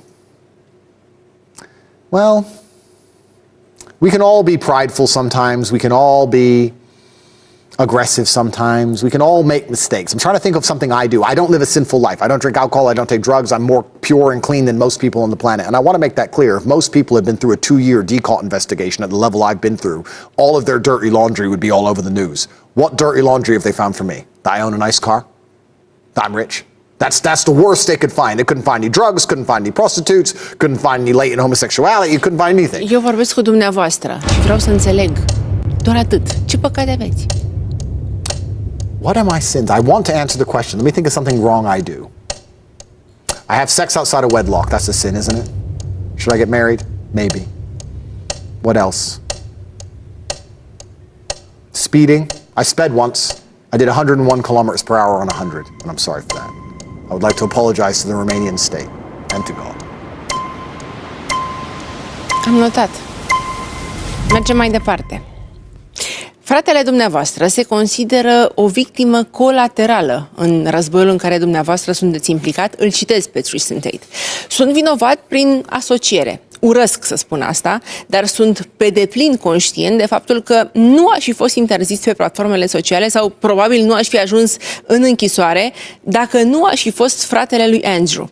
Și dacă îl incriminează pe bune și îl trimit înapoi, ar fi bine să mă trimită și pe mine sau o să mă bag eu singur în închisoare. Vreau să știu ce simțiți când fratele dumneavoastră face astfel de afirmații. Urmează întrebarea. V-ați certat vreodată cu fratele dumneavoastră? Sure, my brother and I have had slight disagreements. Probably once a year, maybe twice a year, we'll have a 5-minute disagreement, maybe, which will end amicably. We understand that we have enough outside enemies to deal with without ever needing to turn on each other for something petty and small. And there are certain realms inside of life where he has the authority in certain realms where I have the authority. So our roles are quite clearly defined, and it's quite easy to pull rank depending on what we're discussing. So yeah, we've disagreed a little bit, but we've never ever come close to any genuine disagreement because we're Tates, and the Tates are already under attack by the Matrix and the Satanists and the evil in the world, and we must stick together to stand a chance to survive, and we don't have time to be arguing with each other. So no, I mean, in jail we never argued once. Tristan has never complained that he lost his accounts or went to jail because he's my brother, because a lot of people have said to him, Tristan, you didn't even do anything. It's just because you're Andrew's brother, they threw you in there, just to try and make a group because they're just making it up. And we never argued about it. You know, we're a team. We approach life together. That means the good and the bad. What's the point in having a brother who's going to cry when he goes to jail with you, but is happy to sit on a private jet with you? No, you're brothers. Private jets, jail, house arrest, home, court. We approach life together and we're a team, and we smile and laugh every day, no matter where we are, jail cell or not. We're still going to smile, we're still going to laugh. And I really believe we have an unbreakable bond. I cannot see a scenario in which we would ever stop being brothers. It's just simply impossible. Nu v-ați bătut niciodată? We sparred, I mean, training. He's big, he's hard to hurt, but we've never had a real fight. We've never had a serious disagreement that threatened our brotherhood ever. Mulțumesc, mergem mai departe. Sunteți cel mai mare dintre cei 3 copii ai familiei, în timp ce fratele dumneavoastră, Tristan, este la fel de cunoscut. Aveți și o soră despre care se știu puține lucruri. Mătușa dumneavoastră, Elizabeth, a dezvăluit că între nepoții ei, tigrul, ursul și bocănilă, așa cum v-a poreclit tata, există diferențe mari de studii. O citez. Sora lor s-a ținut de școală. Andrew și Tristan nu au făcut-o și cred că asta i-a cam îndepărtat, diferența de educație. Presa a notat că în timp ce frații Tate s-au mulțumit cu liceul, sora lor a devenit o avocată de succes. Într-o postare online, v-ați ironizat sora așa. Știu la ce vă gândiți. Cum este posibil ca Andrew Tate să aibă o soră cu un IQ mic? Dar s-a dovedit că primul copil este întotdeauna cel mai inteligent. Ea este al 3-lea copil în familie. Cui îi pasă de al 3-lea în orice? Vreau să știu dacă sora dumneavoastră este cea mai educată dintre frații Tate și dacă o invidiați. Urmează întrebarea: de ce o disprețuiți pe sora dumneavoastră? I don't despise my sister, she's my family. We have differences. And I welcome her to her life and her point of view. She disagrees with a lot of my life and my points of view, and she's entitled to do that. Regarding the education system, I think the education system is not designed to free minds. In fact, it's designed to enslave minds and create workers. I think the education system is designed to prepare you for slavery inside of the Matrix. I've never met anyone who's rich and said, how did you get rich? And they said, oh, I went to university. Never. So I don't think that the education system is designed to actually make anybody rich, but only enslave them. And that's one of the reasons why I have the school I have online that teaches people how to actually get rich, because modern education doesn't. I think modern education indoctrinates you and prepares your mind for slave programming, and my sister and I have different points of view because of that. But she's welcome to them. She's an adult, and she has her conclusions, and I have mine, and that's the beauty of life, is that we're all different, and we all have different points of view, and that's what keeps the world turning, right? There are some people who... Când ați vorbit ultima dată cu sora dumneavoastră? I spoke to my sister when I left jail. We had a conversation, and she was very afraid and worried, and said that what they've done to us they couldn't do in a Western country with no evidence. And I explained that God is in charge and God is watching all things, and it's funny how life works out, and the judges have been very fair to us, and the judges will let us go in the end. And she was concerned, as a sister should be. But I have nothing against my sister. A lot of that's just internet sensationalism. When you're one of the most famous men in the world, people come up with wild theories about everything, including your own familiar relationships. So. Mulțumesc. Informațiile apărute în presă îi prezintă pe bărbații din familia dumneavoastră ca fiind niște duri. Astfel, bunicul, Emory Tate senior, care a servit în armata americană în timpul celui de-al doilea război mondial și ulterior a devenit avocat în Chicago, era foarte sever și obișnuia să aplice corecții fizice copiilor săi cu o curea. Tatăl dumneavoastră, Emory Tate Jr., sergent în cadrul forțelor aeriene ale SUA, își dorea ca fiii săi să nu dea dovadă de nicio slăbiciune. Pe de altă parte, presa a notat că în familia Tate, femeile au fost cele care și-au construit cu adevărat o carieră de succes. Bunica dumneavoastră, Emma Cox Tate, a înființat o companie de camioane, iar mătușile au cunoscut succesul în afaceri și în domeniul academic și juridic. Vreau să știu dacă performanțele femeilor din familia Tate v-au influențat atitudinea față de reprezentantele sexului frumos. Urmează întrebarea. Au luat femeile din familia dumneavoastră fața bărbaților? That's a good question. I mean, my father had 8 sisters. So it was him and 8 sisters. So there was a lot more women than him. When you say overtake, that's a difficult question to answer because you have to quantify success. If you're going to quantify it financially, then some of my aunts were more financially successful than my father, who was a professional chess player and was semi-nomadic. But I think that male and female success can be measured differently, and I think that there are women who perhaps have never made any money, but they have a bunch of beautiful children which they raise, and they're a good wife to their husband. I consider them successful women. So it's very difficult to say how you would measure it. I don't know. I wouldn't say the women overtook the men or the men overtook the women. I think that my family has been pretty successful in all realms, and I love that my family was big. I went to my grandmother's reunion. She's 93 now. She's still alive. I would love to go see her, but unfortunately I'm trapped inside of Romania for something I didn't do. But when I last saw her, we went to a family reunion, and because she had so many children, she had 11 children, and they all had children, I saw nearly 80 people in one room that came from one woman, 4 generations. I thought that was incredible. I consider her exceptionally successful for that alone. So perhaps the women did. I mean, all of the women in my family had a lot of children and big, beautiful families, and I consider them successes for that, and I'm going to try and replicate that and do my very best to do the same thing. Sunt mândre femeile din familia dumneavoastră de dumneavoastră? Yeah, I don't have any negative interactions with females in my family or outside of it. I want to make that also clear to the world. BBC can print I'm a misogynist all day long because I believe that men should go to war and women should stay home. But every single woman I meet is nice to me, and I'm nice to her. I've never had a single woman approach me on the street and say anything negative ever. It's never happened. It probably never will. And the mainstream media, especially in the West, is nothing but a propaganda machine. All they do is lie and try and paint narratives. So nobody believes their narratives anymore. They've overstepped and they lied too much, and their garbage isn't flying anymore. I'm not a misogynist, and no women in my family have a problem with me. Am notat. Mulțumesc. Continuăm. Mergem cu o întrebare roșie.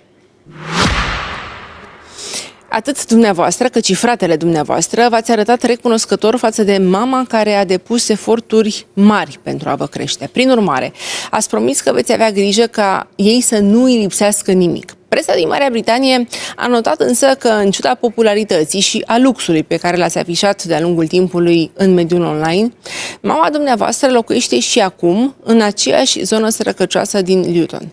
Mai mult, după ce în România au început problemele noastre cu legea, jurnaliștii străini subliniau faptul că mama v-a șters din lista de prieteni de pe rețea de socializare și că ar fi declarat așa: nu sunt deloc de acord cu ce fac și spun băieții mei, eu nu i-am crescut așa.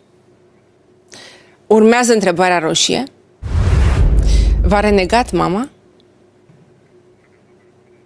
No, my mother loves me. I spoke to her this morning. Me and my mother are super close, and she's fully retired and lives a life of luxury because of me. She's a millionaire because of me. I think in regards to her deleting us off a social network, that didn't happen because I don't have social media. What she did is she was replying to a media article that was lying about us, saying I didn't raise my boys this way. The media article is not true. In regards to people saying she lives in poverty and Luton and lives a bad life, I actually find it quite reassuring that me at my status with my enemies, both from the legal system and outside of the legal system, because trust me, I have enemies everywhere, have no idea where my mother lives. And they believe she lives there. That's fine with me. I'd be very foolish to come on TV and say, no, she lives in this mansion. My mother is very well taken care of. The first thing I did when I got rich is retire her. She spends 70% of her year on holiday, on cruise ships and on private planes, and I love her very much. She did the best she could for me. And she focused on me, and I couldn't have wished for a better upbringing because I believe the upbringing are strict parents and no money. And I had no money and very strict parents. And She's the one who is still alive. Unfortunately, my father is waiting for me on the other side. And I'm going to make sure she lives the best possible life experience in her final years. Mulțumesc. Continuăm cu o întrebare roșie. V-ați pierdut tatăl pe 17 octombrie 2015, după ce a suferit un infarct chiar în timpul unui turneu de șah. Îndurerat, ați spus așa: tata nu s-a temut niciodată de nimic, nici măcar de moarte. A fost un bărbat adevărat, un mascul alfa. În 2015, dumneavoastră nu erați doar fiul unuia dintre cei mai mari șahiști ai lumii, ci și un nume în kickboxing. Atunci presa nota că aveați deja peste 9 milioane de dolari câștigate din sport, iar paparații vă fotografiau la volanul unui bolid de lux. În acest context, a fost cu adevărat surprinzătoare declarația fratelui dumneavoastră. Îl citez pe Tristan Tate. Tata nu a avut niciodată bani în toată viața lui. Când a murit, avea 16 dolari în buzunar. I-am plătit eu înmormântarea. Urmează întrebarea roșie. V-ați făcut datoria de fiu față de tatăl dumneavoastră? My duty is ongoing. I don't think my duty will ever be complete. I think the reason people talk about my father today is because I'm such an exceptional person. If I was a nobody, if I didn't get up early every morning and try hard and fight and work and do 18-hour days and try and pull off the impossible and make money and stay in good shape and learn how to speak and come and do television shows all around the world and try and educate people and help the youth and make them disciplined and hardworking, if I didn't do all of these things, nobody would be talking about me. And by extension, nobody would be talking about my father. My father lives forever. His memory lives on forever because of my exceptionalism. And I must continue to be exceptional, so his life story is so integral to mine that he is discussed at length permanently. It's also important that my son does the same thing. All of my sons must be such exceptional individuals that they talk about their fathers, me, for eternity. That's the point of having children. That's the point of a bloodline and a dynasty. That's how kings have always operated. So I don't think my job to him will ever be complete. If I was just waking up feeling a little bit lazy and not feeling like going to the gym and sitting around in bed, then I would be failing my father, because then no one would talk about him or me. But I don't allow that to happen, and I never will. And my children will never allow me to be forgotten either. And in 200 years from now, they'll still be talking about the name Tate, because we'll always be the most disciplined, the most hardworking, the most dedicated, the most compendious, the most capable, fearsome predators on the planet. I'm not having children for any other reason, and that's the reason my father had me. Mulțumesc. Continuăm.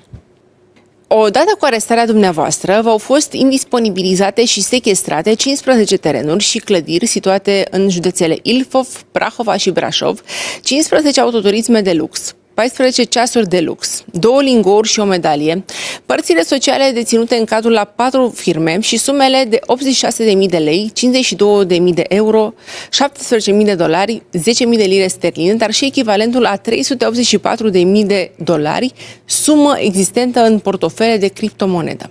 Dumneavoastră ați declarat că DI-Code v-a confiscat în total 15 milioane de euro și v-ați arătat surprins că v-au fost sechestrate toate autoturismele din garaj, deși unele erau proprietatea unor prieteni. Dacă în 2015 dumneavoastră declarați că ați fi trilionar, în 2022 jurnaliștii scriau că averea dumneavoastră s-ar ridica la 50 de milioane de dolari, știre contrazisă de fanii dumneavoastră care susțin că ați avea 300-400 de milioane de dolari.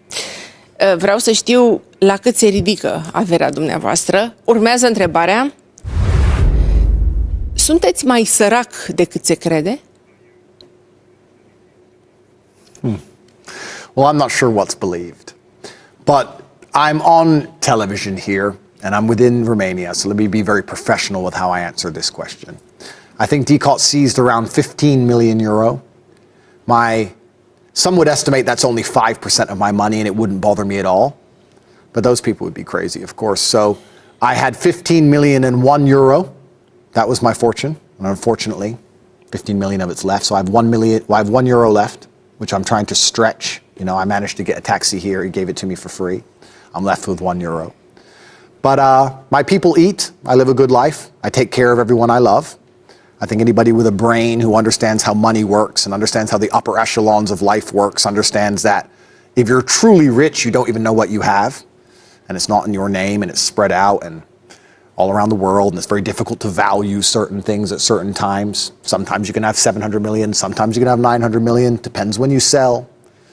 But none of this concerns me, of course, because I had 15 million and €1, and Decolt took 15 million away. So I have €1 left. That's it. Sorry, ladies. €1 left, that's all I have, and I'm doing my very best to make it last as long as possible. Am notat. Mulțumesc.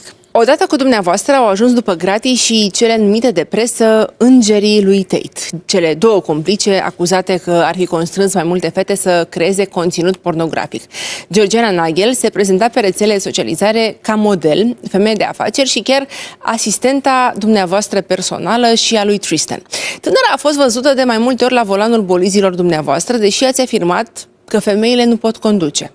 Mai mult, presa a speculat că ar fi fost chiar iubita dumneavoastră și că ați avea împreună un copil.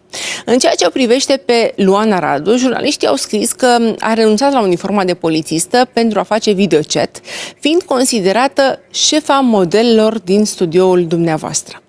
Urmează întrebarea: câtă încredere aveți în femei? How much do I trust women? That's not a gendered question. How much do I trust people? We can apply that to everybody.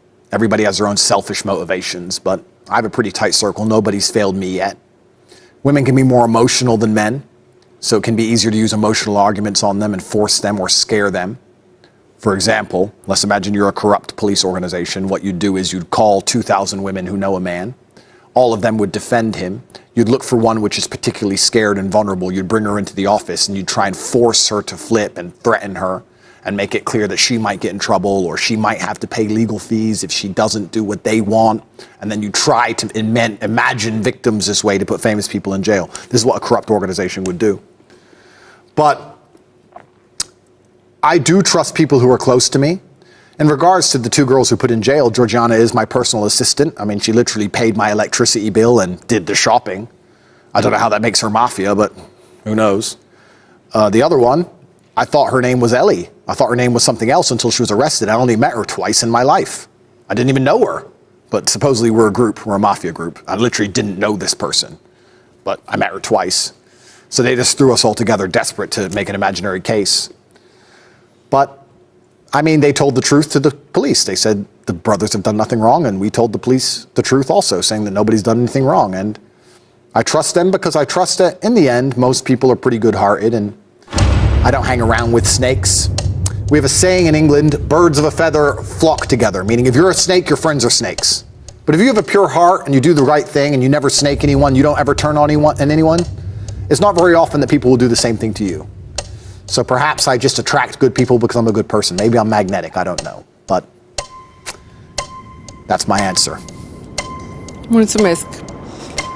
Vă citez.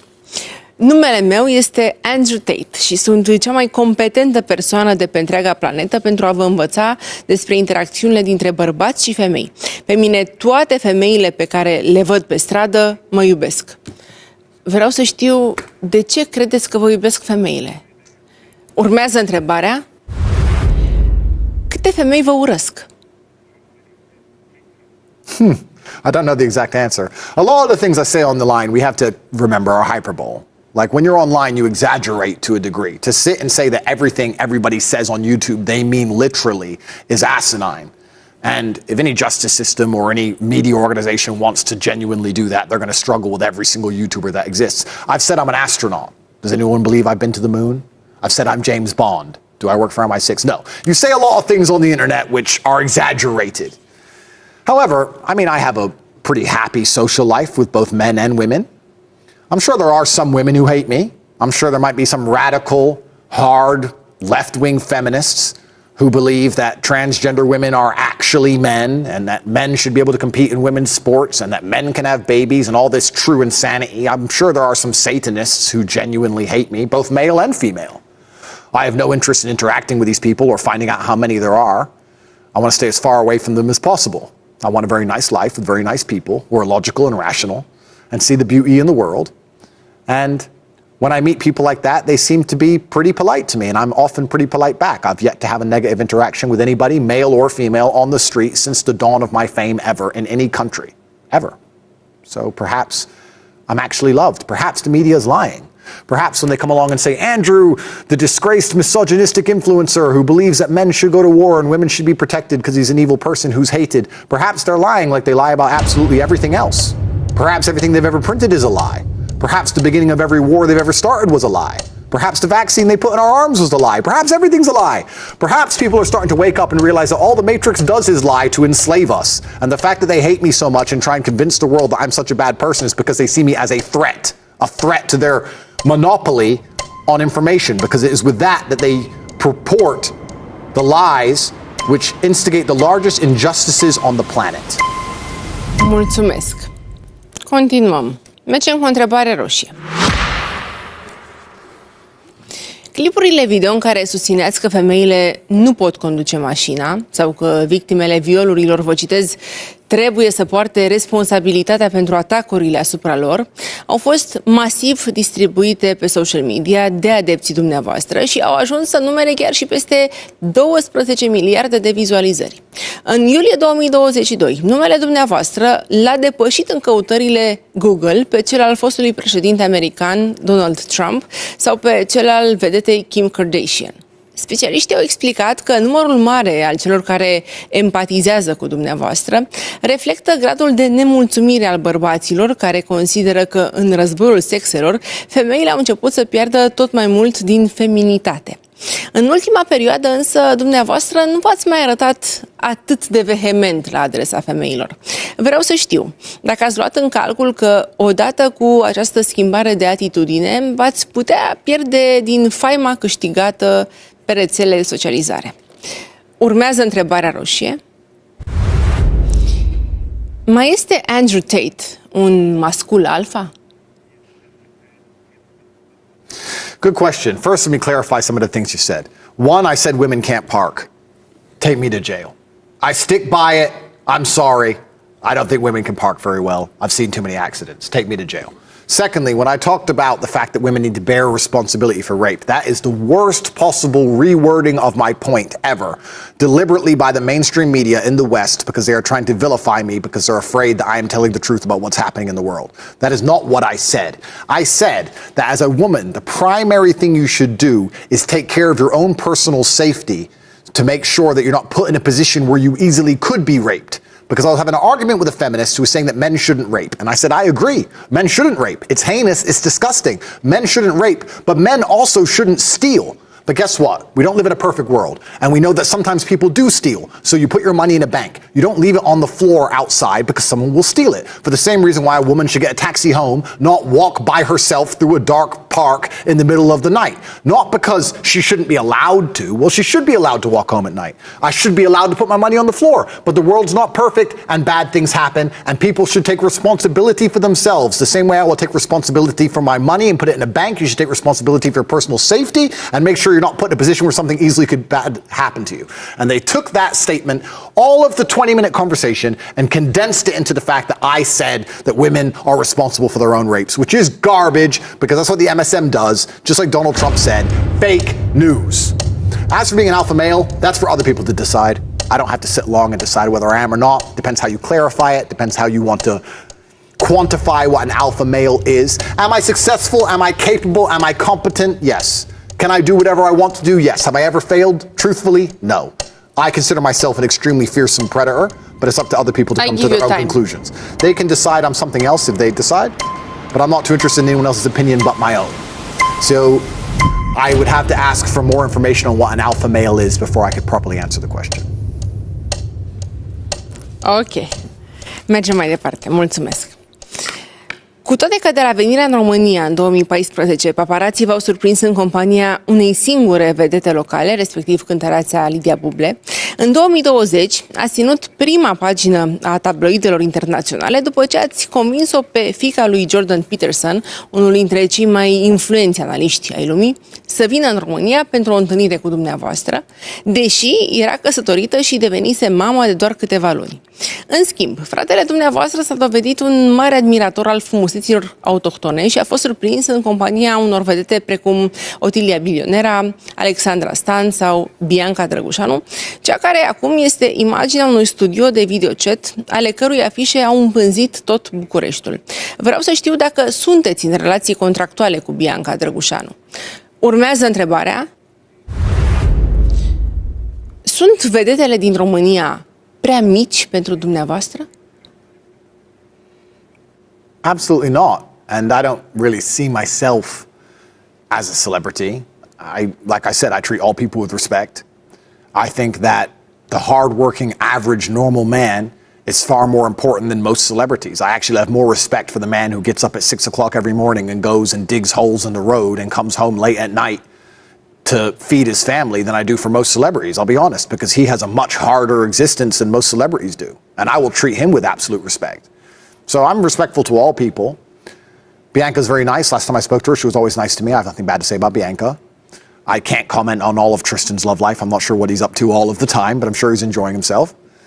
And yeah, I don't view myself as a person with X amount of views, so I'm above X amount of people. I don't do that. I just live my life and tell the truth, and it is what it is, and I'll have conversations with anyone, famous or otherwise.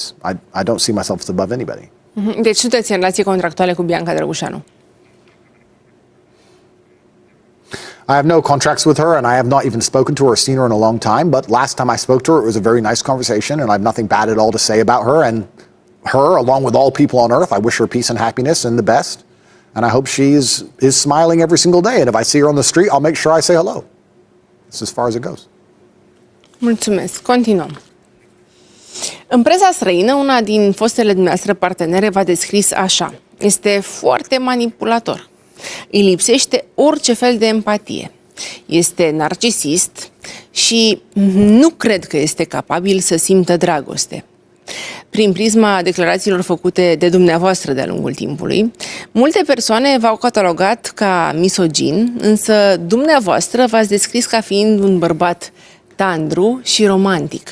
Mai mult, în perioada în care vă aflați în închisoare, atât dumneavoastră cât și Tristan ați susținut că aveți copii pe care doriți să-i strângeți în brațe, însă presa a speculat că este doar un pretext pentru a scăpa din spatele gratilor prin metoda bebelușul.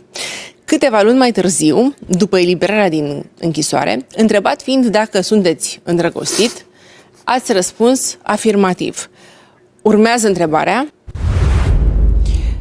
Iubiți pe cineva mai mult decât propria persoană? It's so interesting. The press said I only love my children to get out of jail. If that doesn't prove my point earlier, that everything the press says is garbage, that is the bottom line proof. Anybody watching this who is thinking, maybe Andrew's lying, maybe they don't just lie all the time, maybe they print truth now and again. They said I only love my children to get out of jail. Think of how asinine and ridiculous that is. Obviously that is false, because all they do is lie. Secondly, you found, supposedly, the press supposedly found some ex-girlfriend of mine who supposedly said bad things. If this person's real, which I highly doubt she is, because the press usually just makes stuff up, we should go through Bucharest and interview 20 random men. And we should interview them, and we should interview all their ex-girlfriends. And I bet all of their ex-girlfriends probably have something bad to say about them. If we're going to start putting people in jail because men's ex-girlfriends say something bad, I think you're going to have to build much bigger jails. It's crazy. Întrebarea mea a fost simplă. Iubiți pe cineva mai mult decât propria persoană? Yes. Absolutely. I love everyone more than myself. I love my children more than I love myself. I would die for my brother. I would die for my mother. I love a bunch of people more than myself. In fact, my entire life is putting people above me, putting other people's happiness above me. I believe that's what men do. Men stayed on the Titanic for the women and children. When you're a man, you're responsible for other people's physical and emotional happiness, of course. I wake up every day and work so that other people can enjoy the fruits of my labor. That's all I do. Every single person I love, in many ways, I love more than I love myself. And I think that every man who is capable is exactly the same. Mergem mai departe. V-ați născut într-o familie creștină și v-ați descris ca fiind, la rândul dumneavoastră, o persoană religioasă. Sunteți de părere că momentele grele prin care ați trecut, inclusiv perioada detenției, au fost un dar al lui Dumnezeu prin care să vă ajute să deveniți cea mai bună versiune a dumneavoastră. Vă citez: dacă treci prin vremuri întunecate, bucură-te de ele. Dumnezeu ți-a dat aceste greutăți ca să-i poți arăta cât de puternic poți fi. Pe de altă parte, în 2022, în presă au apărut informații că v-ați convertit la islam. Iar unii jurnaliști au titrat așa: Tate profită de popularitatea sa în rândul bărbaților musulmani de extremă dreapta pentru a-și reabilita imaginea și pentru a se rebrandui. Urmează întrebarea: cât vă ajută Dumnezeu?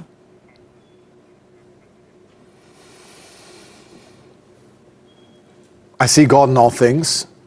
I get often asked about my reversion to Islam, and people want me to compare it to Christianity or other religions, and I refuse to do that because I don't feel qualified.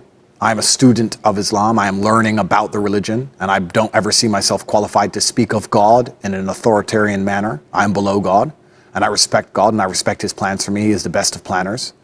I believe the world needs more God. I believe there is one God. Perhaps you can see different religions as different languages to say the same thing. Perhaps you can say the same sentence in different languages that mean the same thing. I'm not here to argue about different types of religion, but I think the world would be a better place if everybody was religious. And when you look at a lot of the problems in the world today, it's because people have forgotten that they are constantly watched and constantly judged. And if they steal with nobody watching, somebody else is still watching, and they will pay the price for that. I chose Islam for a bunch of personal reasons. I feel God inside of Islam. It'd be very difficult for me to explain why, I just do. But I respect all people of the book and all people who worship God and all people who go to their place of worship and live true lives. Those are my kind of people. And the only people I'm wary of or the only people I'm suspicious of is when somebody comes to me and says, there is no God, nothing matters. And when I meet those people, they're far more intimidating to me than any religious extremist. I think those are the people who will truly snake you or hurt you without any consequence. Those are the people who will do the most heinous actions. Mulțumesc. Continuăm. Cred că sentimentul de depresie este real. Nu cred însă că depresia, ca boală clinică, este reală. Aceasta este una dintre declarațiile dumneavoastră pentru care în 2017 ați fost aspru criticat. Dumneavoastră ați susținut însă că nu poți fi deprimat dacă îți controlezi energia emoțională și ați afirmat că, deși ați avut momente în care ați fost trist, nu v-ați permis niciodată să picați în depresie. Considerați că femeile și copiii sunt cei care vor să fie constant fericiți și ați mărturisit că pentru dumneavoastră fericirea înseamnă să fiți mândru de ceea ce faceți. Nu vă plac oamenii care plâng pentru că încearcă să îi manipuleze emoțional pe cei din jur. Vreau să știu când ați plâns dumneavoastră ultima dată. Urmează întrebarea: care este cea mai mare frică a lui Andrew Tate?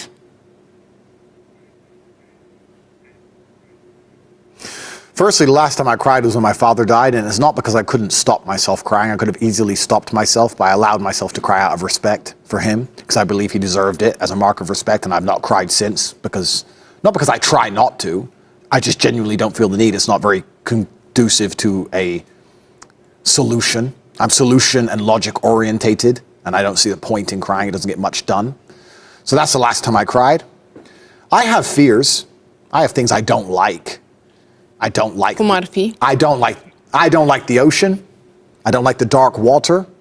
Sharks and I have this crazy agreement. If I don't go in the water, they won't come to my house. And so far it's been perfect. So I don't want to upset the sharks, because everyone says there are no sharks, but you can't really see in there. There might be. So as long as I don't want sharks to turn up on my door like Decaught, I'm going to stay out of the ocean. So I don't like the ocean. Maybe that's it. Heights. I'm not a big fan of heights, but I've been paragliding, I've been skydiving, but I'm not a big fan of it. But that's really it. Nothing else I'm truly afraid of. I'd like to give a more philosophical and deep, interesting answer. But I could give an answer regarding how I'm afraid of failing my bloodline and failing my dynasty and people forgetting the name Tate because I wasn't exceptional enough. And I could probably talk for hours about that. But truthfully, I don't live in fear. I don't think that fear can be a powerful motivator, and fear can certainly make you strong sometimes when you take it and you feel nervous and you put it in the correct direction. I felt nervous before every fight, and it made me react quicker. So I think fear can be useful. But in general, I don't live in fear.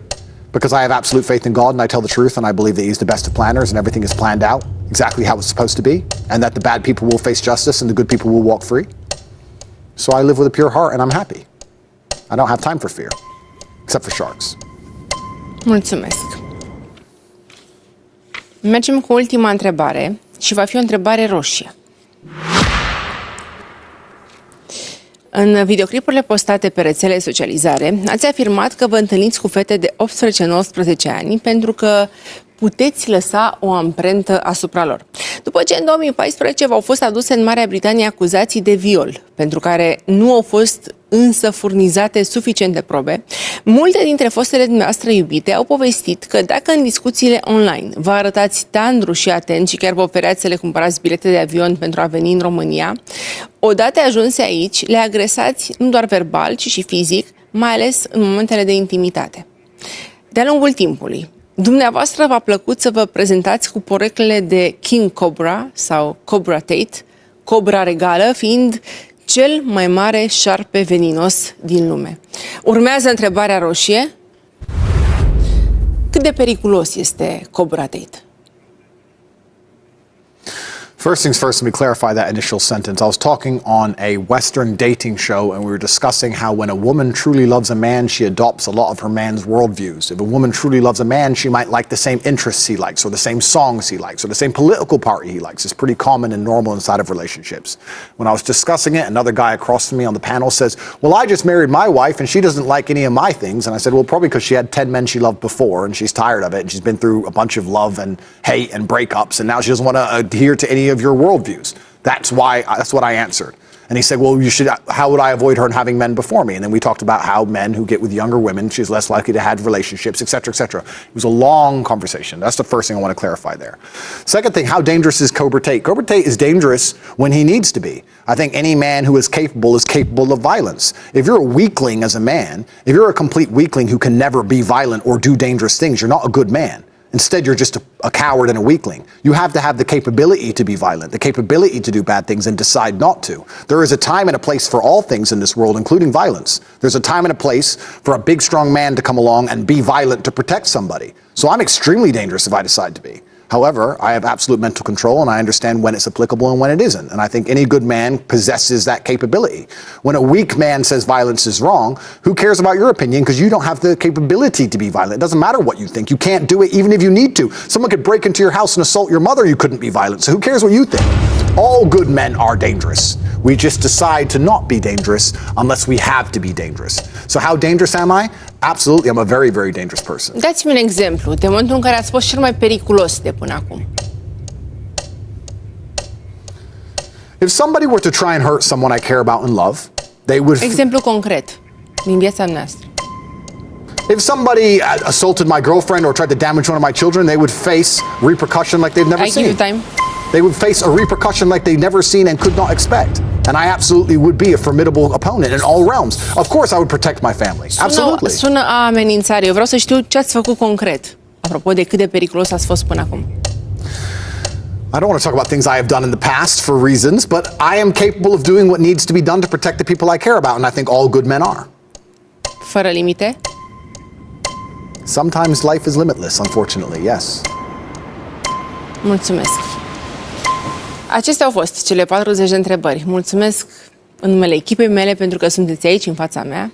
Cei care ne urmăresc acum văd pe micile ecrane un tabel. Ați răspuns tuturor întrebărilor mele și vă mulțumesc pentru acest lucru. Ne-au mai rămas la dispoziție 7 minute. Dacă sunt chestiuni ce v-ați fi dorit să vă întreb și eu nu am făcut-o, dacă sunt lucruri din biografia dumneavoastră ce mi-au scăpat, sau dacă sunt pur și simplu chestiuni pe care vreți să le menționați, desigur nu vom folosi toate minutele rămase, dar este momentul nostru de dialog, după care va urma evaluarea mea. Vă ascult. Yeah, I guess I just want to say, I think there's a lot of confusion from people about why I chose Romania. They don't understand why a rich foreigner would choose Romania instead of Monaco or Dubai or the places they normally move. And I think not a lot of Romanians actually appreciate how beautiful their country is. You have a country which is safe on the streets. There's God on every corner. You can see churches everywhere. You have amazing nature. You have beautiful food. You have kind-hearted people. In general, women can walk around at night without danger. Children are out playing without danger. I mean, it's not a perfect country, of course, and it has its problems like all countries do. But I think all in all, it's a truly beautiful society, and I'm 0% Romanian in any regard. I just came here to visit a long time ago, and I liked it, and I fell in love with the place, and I decided to make a life here. And Romania does suffer from a terrible international reputation. Most people outside of Romania who've never been here don't understand how beautiful and safe it is, and I've tried very hard for a long time to make people understand that it's actually a great place. And I feel like I've been a massive beacon for the country for a very long time, because everyone was so intrigued why I chose to live here. And I think the country is improving. I mean, I've been here 7 years, and in the 7 years I've been here, I've seen a lot change. And I guess all in all, I just want to say that I do love this country. I think it's a fantastic place to live a life, and I'm not going to leave. I'm not going to leave because a corrupt prosecutor is trying to make himself famous. I will not leave Romania ever, and I want to stay. Nici dacă v-ați dori să plecați, nu aveți cum momentan. Urmează evaluarea mea. Not now, but even when I can leave, I have no intention of leaving. I want to stay here and live a life here, and I hope Romania's reputation is repaired despite this person's corrupt actions. Urmează evaluarea mea. Să știți că am făcut multe interviuri la viața mea, de cele mai multe ori cu oameni puternici, cunoscuți, de foarte multe ori cu oameni controversați.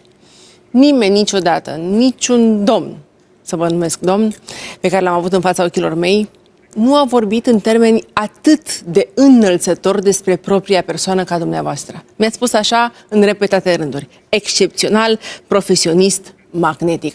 Ei bine, așa o să încep și o evaluare. Excepțional, profesionist, magnetic, toate aceste chestiuni țin de o extraordinară abilitate în oratorie. Și nu doar atât, o extraordinară capacitate de lobby. De aici toate chestiunile pe care le-ați auzit despre dumneavoastră, cum că ați fi manipulator. Când vine vorba de chestiuni ce țin de justiție și de justiția română, chestiuni ce vizează vinovăția sau nevinovăția dumneavoastră, nu o să mă pronunț. Aștept să vedem ce va spune justiția în cazul dumneavoastră. Și mai apoi îmi doresc tare mult să mai veniți odată la 40 de întrebări și să mă lăsați să-l cunosc pe Andrew Tate, așa cum este el când nu are garda permanent ridicată. Pe toată durata emisiunii ați fost în gardă. În cazul dumneavoastră, vă înțeleg. Alături de mine au fost telespectatorii mei și împart această evaluare a mea cu cei care ne-au urmărit. Dau dreptul și posibilitatea fiecăruia să creadă despre Andrew Tate ceea ce simte că este corect și autentic. Mulțumesc mult pentru că sunteți aici la 40 de întrebări. A fost un interviu interesant. Thank you very much. Thank you. Mult succes! Thank you.